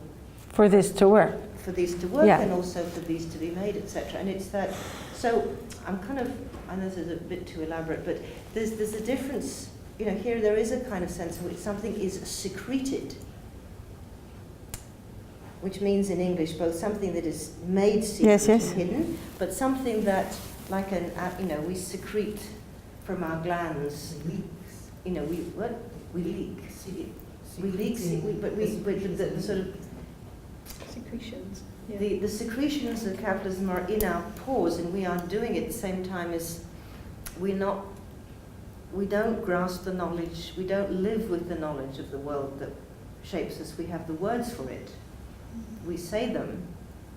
And that's why, in some sense, some of the artworks are so important, because they just show tiny little bits in these very complex sort of moments that when you put them together, you begin to have a different, I think that's what Roy is saying about making us think differently. And it kind of feels like it's the opposite of, I don't remember your name, sorry, what you said, Levena said earlier, and that is making the connection between something that came up, I think, at the first Leverhulme about the, and I've forgotten what the word is, but it was to do with Venice Biennale, and it was the outsider art, and the outsider art almost, this is what it feels like, but sort of being revealed and taken on board by the capitalist kind of thing and the commodification of that tipping of a secret that's been revealed and taken and transformed into something else. And I don't know quite, I haven't got any more words. But if that makes sense. Well, yeah, nothing is invulnerable. No, but that risk point, I think. Yeah. Maybe it's that risk point of sharing something that's the secret of where it can be, which is why I was thinking that thing of things that are invisible, of that risk point of it becoming visible, what it might become, what it might be taken. Yeah, sussunto. How do you say subsumed? Was the traditional word for that. Yes, when it becomes revealed, it can be subsumed. So we can go into the classic Marxist way of looking at subsumption of cultural artifacts and languages and so on, as before other goods. But I'm trying to follow this idea. I mean, the witness bears witness for the purpose of sharing and to bring visibility, for example, to atrocities, like, for example, Primo Levi writing his novel.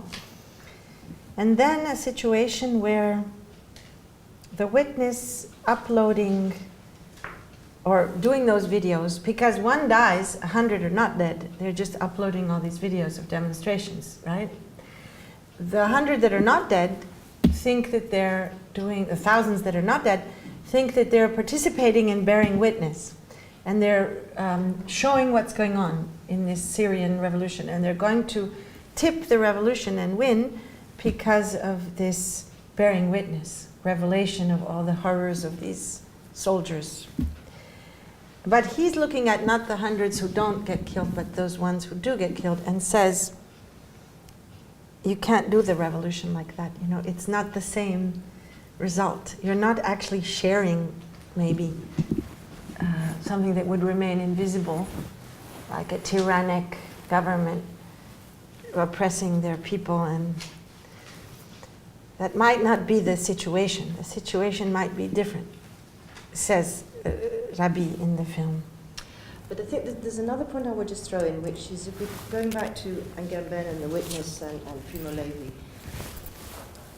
Okay, Primo Levi is, and the whole of the group who say they chose to try and live because someone must know that it is possible for this to be happening. And it's not that they're bearing witness to atrocity. This is, I think, one of the great things that things.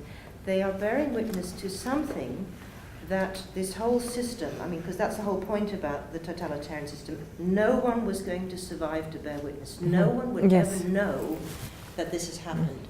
And if that was possible, the rest of the world would be forever at risk.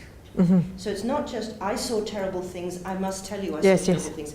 The whole burden of the concentrationary discourse is, we are witnessing something happening to humanity.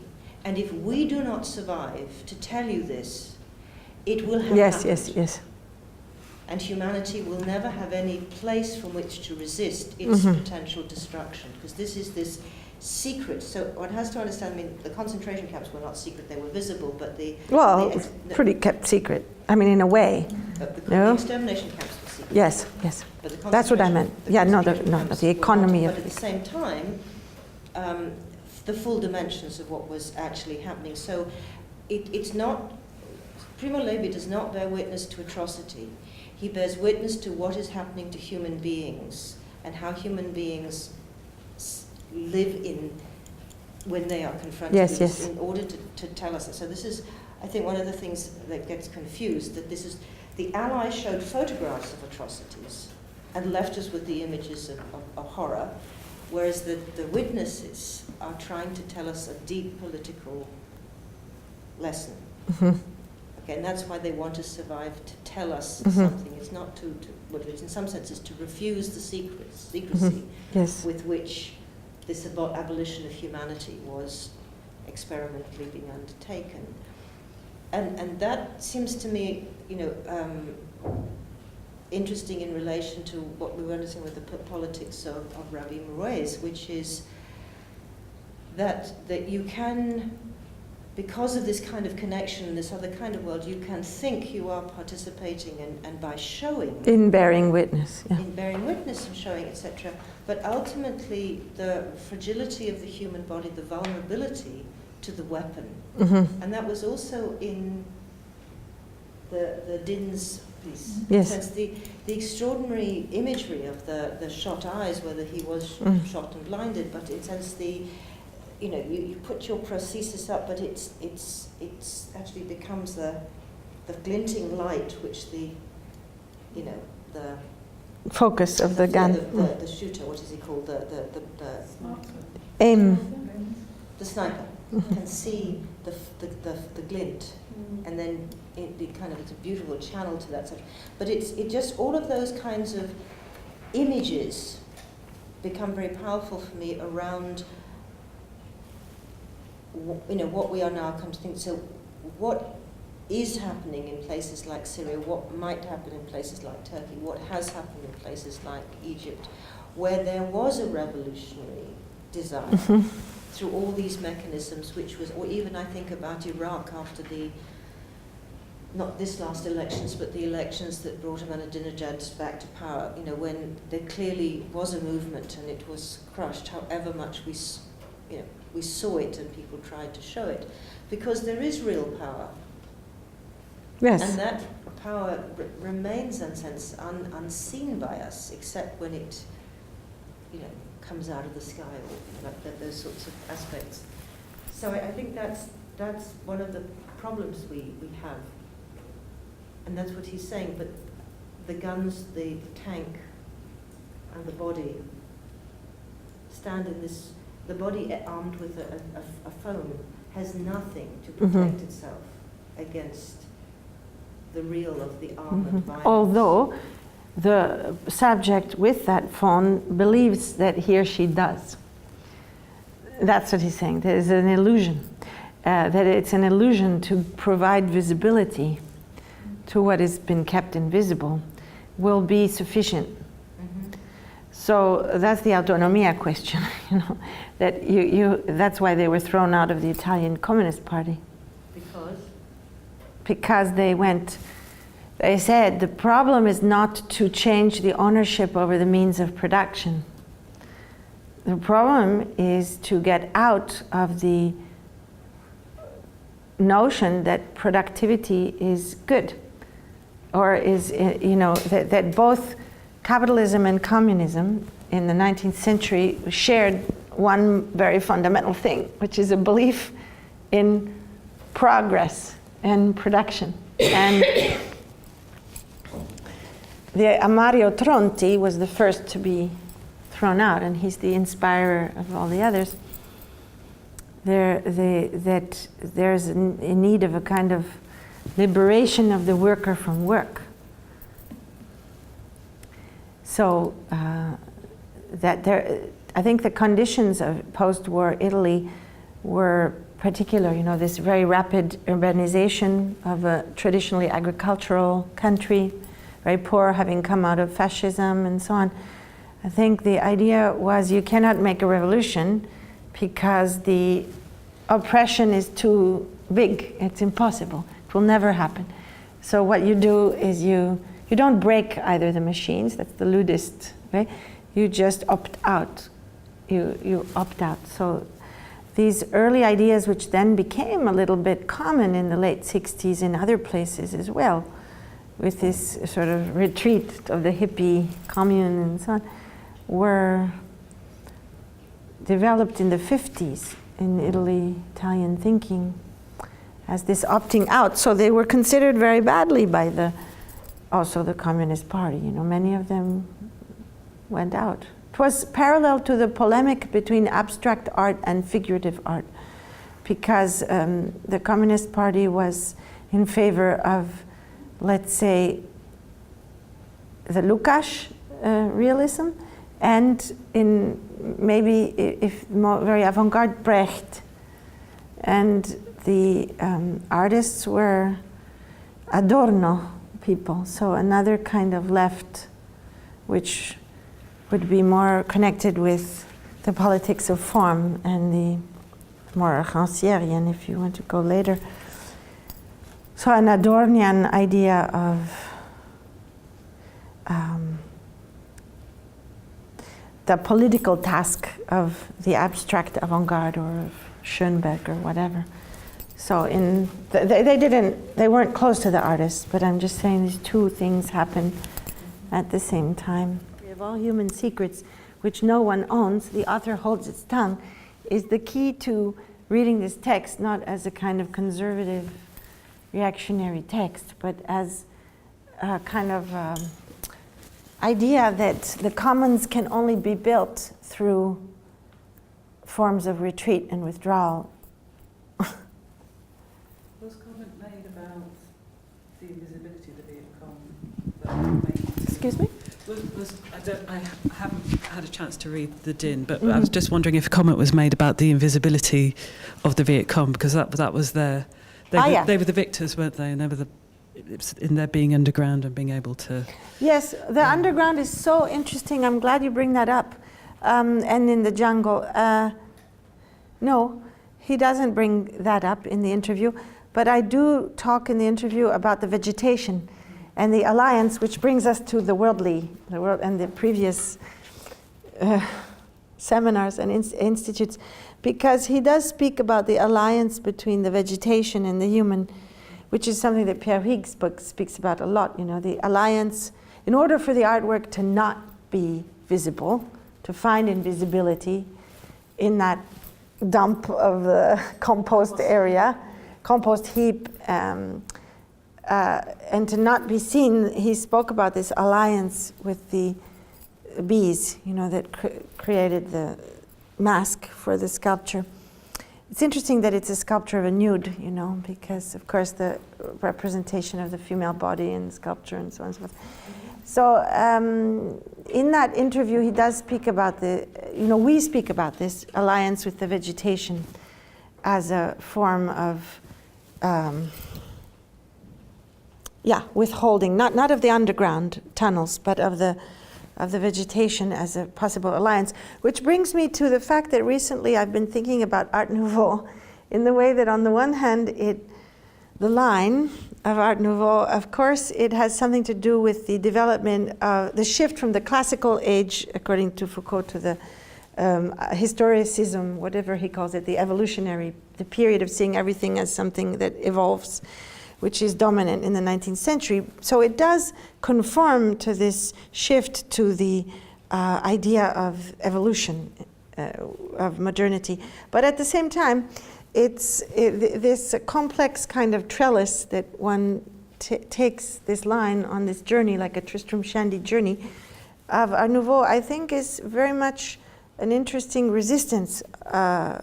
Liberty, in fact, means freedom from the idea of the archive and the linear progress, the straight line, or the archive folders that were the new dominant paradigm of the 19th century as well. So I see my interests. The other day I thought about it, that I was like analyzing my own work with Donna Haraway and so on. So there's something like Art Nouveau in this.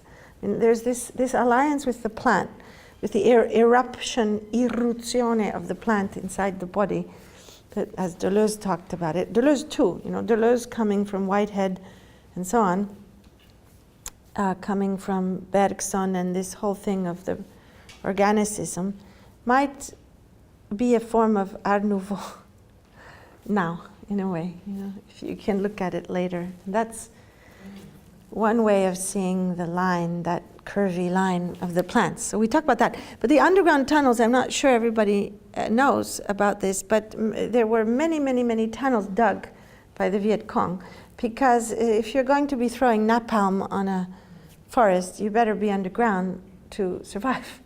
So all along the Ho Chi Minh Trail, which actually goes through Cambodia, most of it, but also in to go from the north to emerge in South Vietnam was trellised underground with tunnels, speaking about the miners and so on. And talking with them, I spoke with many of the Viet Cong artists about those tunnels. One of the men who's interviewed, his wife, he met her in a tunnel because she was a doctor. I met her. The one whose name is Huong Phuong something, I cannot pronounce correctly. But she would, all the doctors, all the medical facilities were underground. So they had, well, also the Nazis we know had underground hospitals in Jersey or wherever, you know, they had it all also underground because of aerial bombings, and we know also caves and so on have been part of the whole story of Osama bin Laden and so on. But anyway, they told me about these underground hospitals that were built and how she would operate at night. Oh, well, not at night, it's always night, but with this miner's lamp on the bodies, and that whenever there was going to be like an air raid, you know, if they knew about the planes coming or the whatever with the napalm, they would go underground. And so the snakes, it spoke to me about eating snakes, a lot of snake for protein, and then emerging into this devastated, burnt landscape after, you know, like after 8 hours or whatever, to emerge, and then everything is just sizzling and devastated. And I remember also at the Mekong River Delta, which I visited, is now a little bit of a tourist attraction as well. There were very short trees, you know, and there was something weird acoustically. I couldn't understand.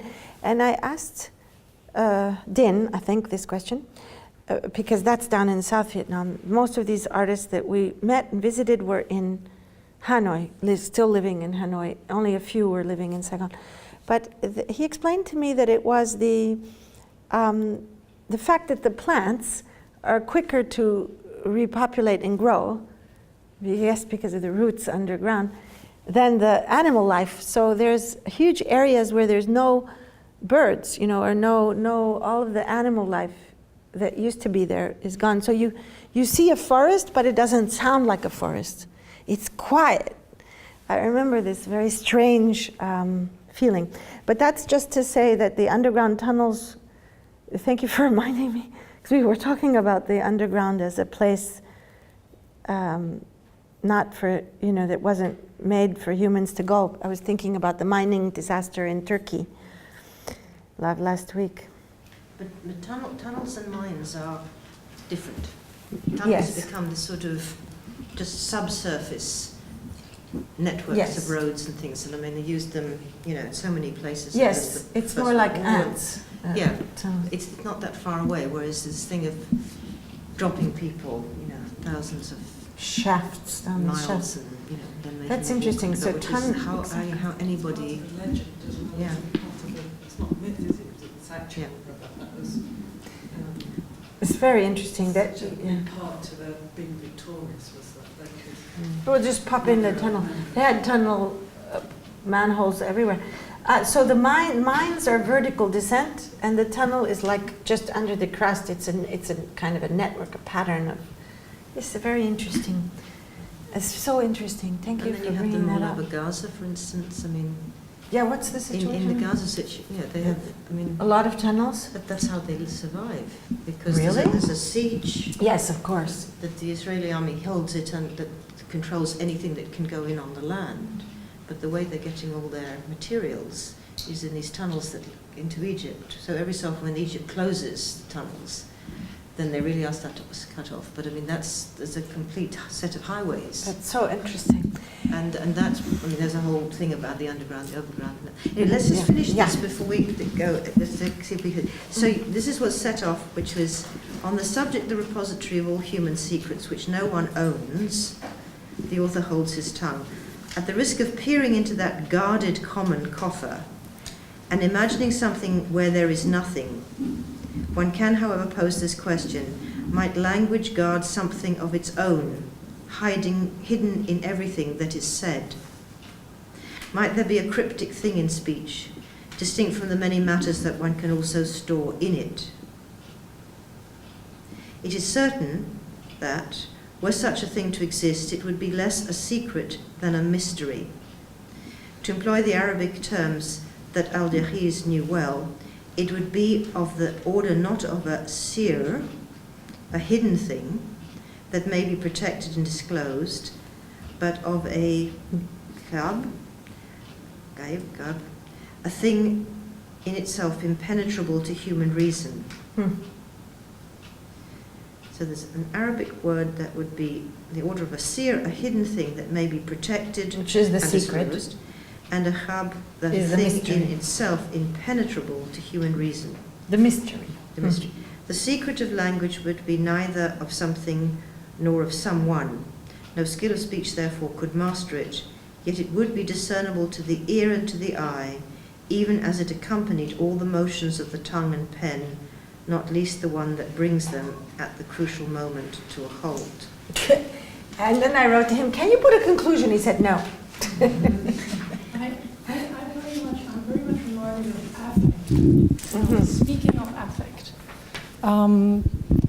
because he talks a lot about, human reason, impenetrable to human reason, discernible to the ear, to the eye, in terms of, gestures or tics or, whatever you show.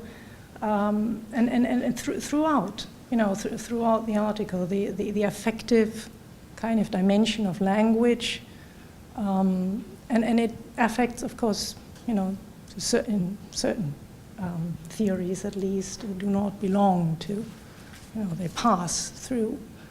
So that's much more what I read into it, and I still would kind of not really contest, but question or challenge him in terms of the secrets. Speaking of the secret and then secrets, is it certified information that we're talking about already when we're talking about, political secrets? Because it has left already the one that is always more than one, but still in terms of, theory, but I understand, where he comes from and all the, the background that I don't have any knowledge of. But still, I think the most interesting point of this last part is that he's moving from the notion of the secret to the notion of the mystery. So while the secret is something that a person can contain or reveal and hold or not hold, what he's speaking of as the unspoken part of language and the unspoken part which is common, which nobody can own, is the mystery. So the mystery would be the shared secrets of all that cannot be owned by anyone, but that are not revealed, that can be not revealed because they cannot be owned.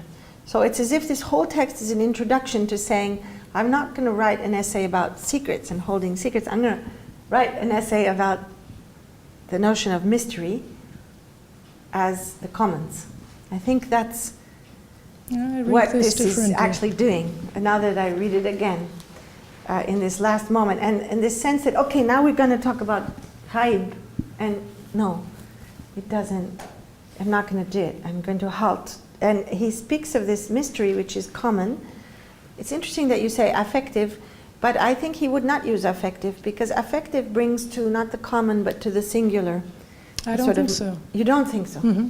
Because it's okay, then maybe you're using the word as a common. The commonality that affect brings us to, in terms of the if access. You're using it in that sense. I thought you meant like the affective dimension, how something affects me, or my non-reasonable part, which is affective.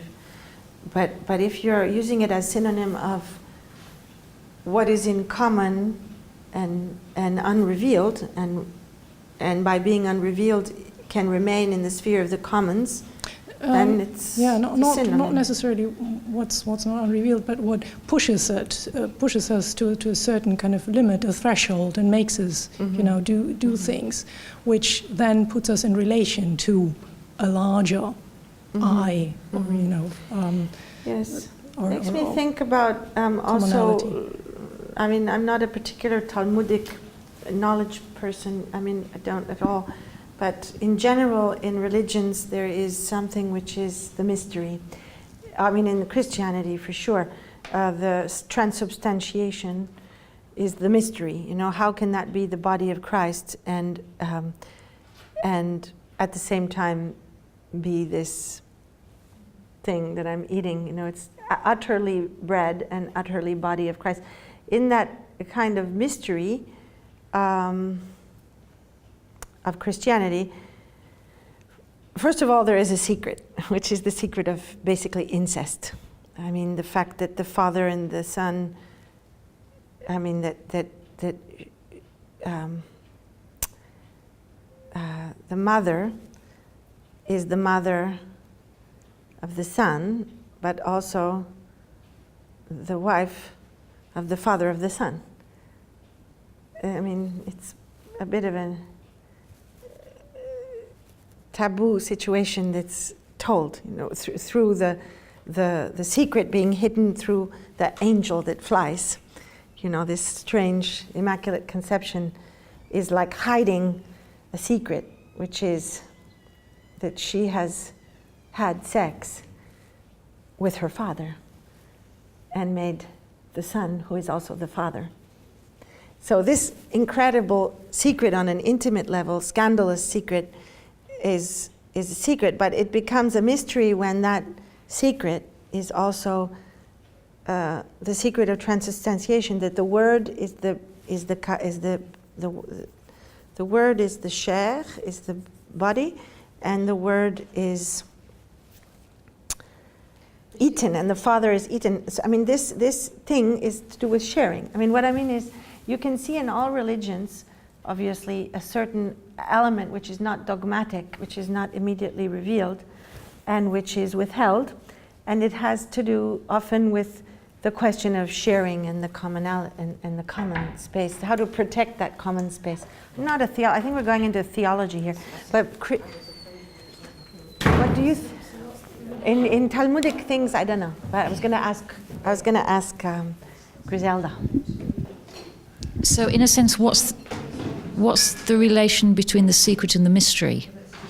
Well, how do you live I don't the know. relation I mean, between the secret and the mystery? The mystery is the mystery of transubstantiation. The secret is the incest that is told in this way in the Christian in the sense religion. Of telling or withholding. I mean, in the sense of this Both text. are withheld. Both are withheld. Okay. I mean, no one tells. Oh, you could read the story of Christ as a story of incest in the family. Nobody tells you that. It's a secret which is not told. Mm-hmm. And then the mystery, which is not told, has something to do with language. As he said, it's of the order of language, but it's of the order of the space of the commons. It seems to, at least in Christian religion, be that space where things are shared. Okay, so not the sharing of the bread. Yeah, not an individual secret, but yes, a common mystery. About the common. It is the common. The space of the common is kept as a mystery. Okay. It is the mystery. It is the mystery, right. Because if you don't have it, if you somehow try to, for example, reveal the book of life, like you're going to figure out the DNA of everything and sequence everybody's DNA, and da, da, da. If you could somehow imagine a condition where the secret of the book of life were revealed, somebody would own it, or some corporation might own it. But of course, the book of life is much more complex, and now after 30, 50 years of genetics and knowing the DNA, we know that through epigenetics that what occurs between the genes and the dance that occurs between them is much more important than the actual DNA of something, and that causes changes, and it causes the DNA to change. So the mystery is pushed back. You know, no matter how much you can try to figure out the what is it called, the particle, the whatever particle in the collider in Geneva. Is it the Hadron? Yes, in that collider, there's this pushing of this boundary of, you know, the secret of the universe with that. What's it called? The so-called the God particle, but it's Bose. Yeah. Bose, what's there remains. I mean, if you were to be able to figure that out, somebody would buy it, right? Own it. But you can't, because what goes on at the edge, you know, with string theory, it just pushes the problem further. So I think this question that he's saying is that the space of the commons, the space of the common, is this space of the shared, which is the mystery. What about in Talmudic stuff? No, there's a confusion here between Kabbalah, which is in some religions, I mean, like Sufism in Islam and Kabbalah in Judaism, and then mysticism in Christianity.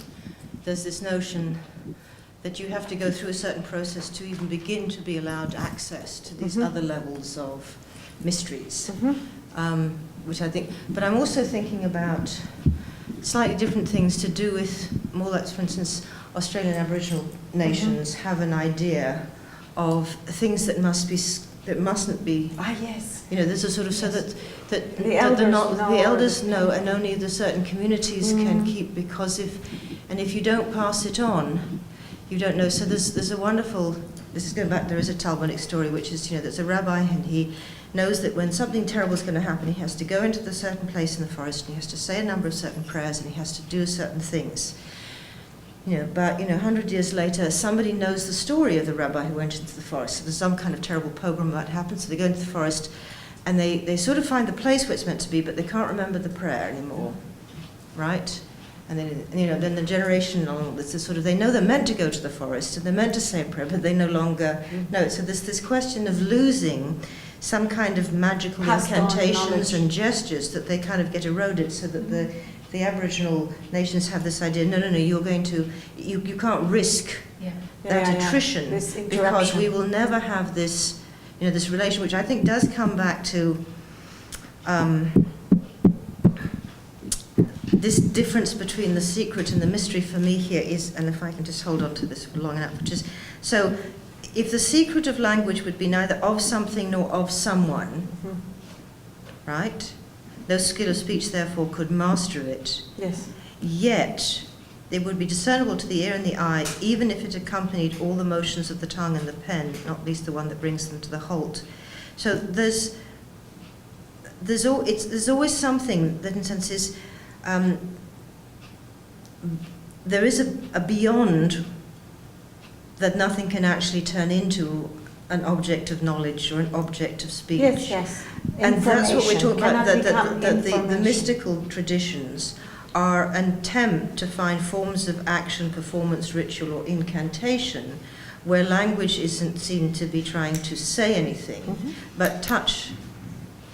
So, I mean... Yes, which brings us to the no concept of the documenta. Yes, it brings us right back there.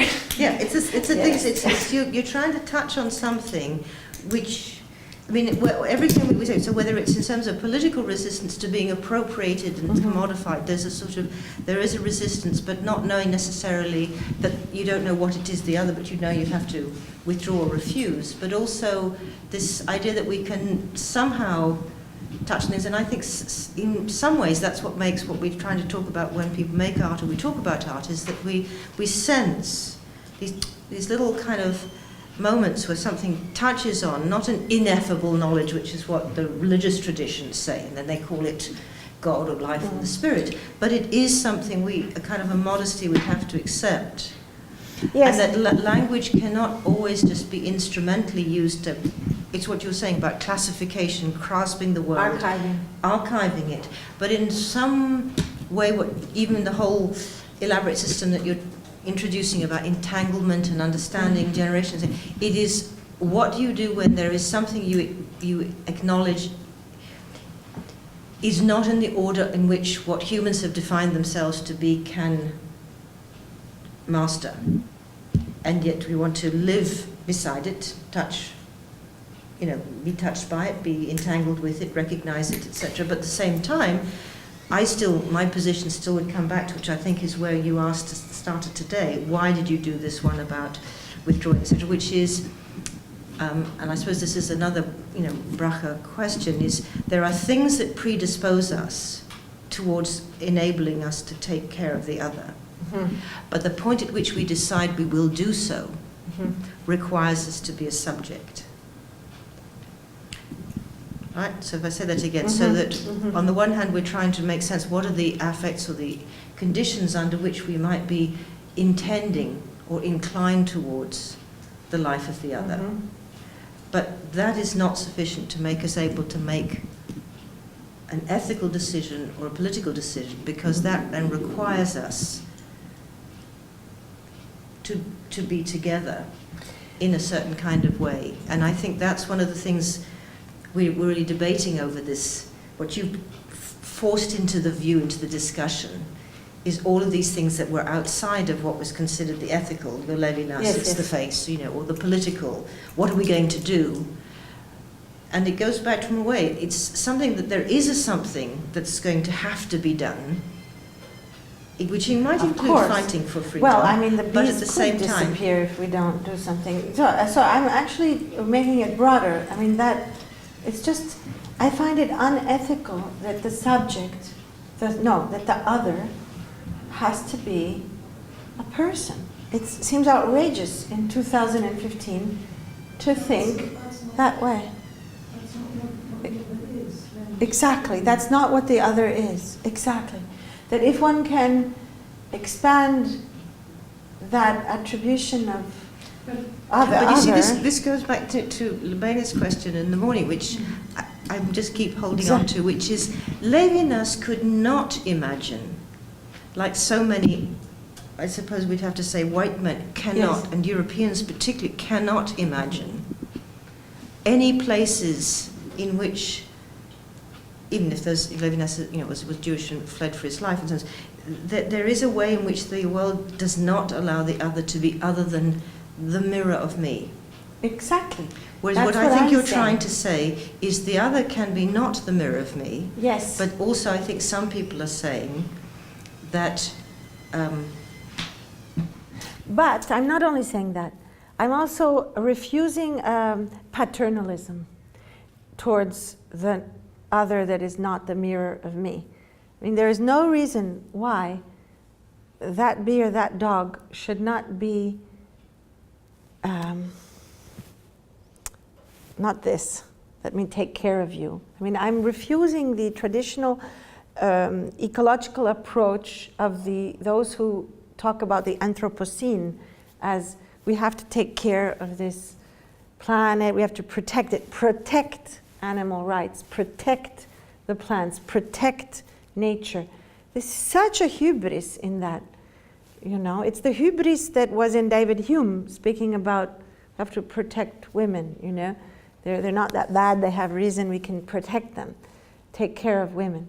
Or of the slave, or of, so this attribution of agency to not inanimate objects simply, I mean, it's not a question of, but the attribution of co-agency and co-responsibility, that there's a kind of respect of the agency of the so-called other in that encounter, that not only am I mean, that in the ethical subject can only understand itself if it understands itself as being also parlé par l'autre, you know, spoken by the other. But is it possible that that move, right, from what you call the paternalist and all human that whole tradition and paternalism, all that things, which is that somewhere, this is very outrageous, but it's whose stories, whose voices, whose invisibility and unhearability, when it struggles to come to witness itself, allows us to begin to reorient that. Well, I don't know, so but I do think, I'm just one. going to finding my final plea, which is there's some elements within what has been this alliance of the othered others, in all the agonies of their, you know, hierarchies as well, to displace that. Yes. And without that, exactly, this certain tradition, from the Humes to the Levinas's, would never have been able to arrive at it. So that's why certain, I mean, feminism being one of them, but certain forms of resistance and certain witnessing are necessary for the reorientation of these sets of exactly. So, and a shift of perspective to see those forms of resistance that may be a virus, It may be many forms. It may be how do you say, a melting of ice caps. It may be, there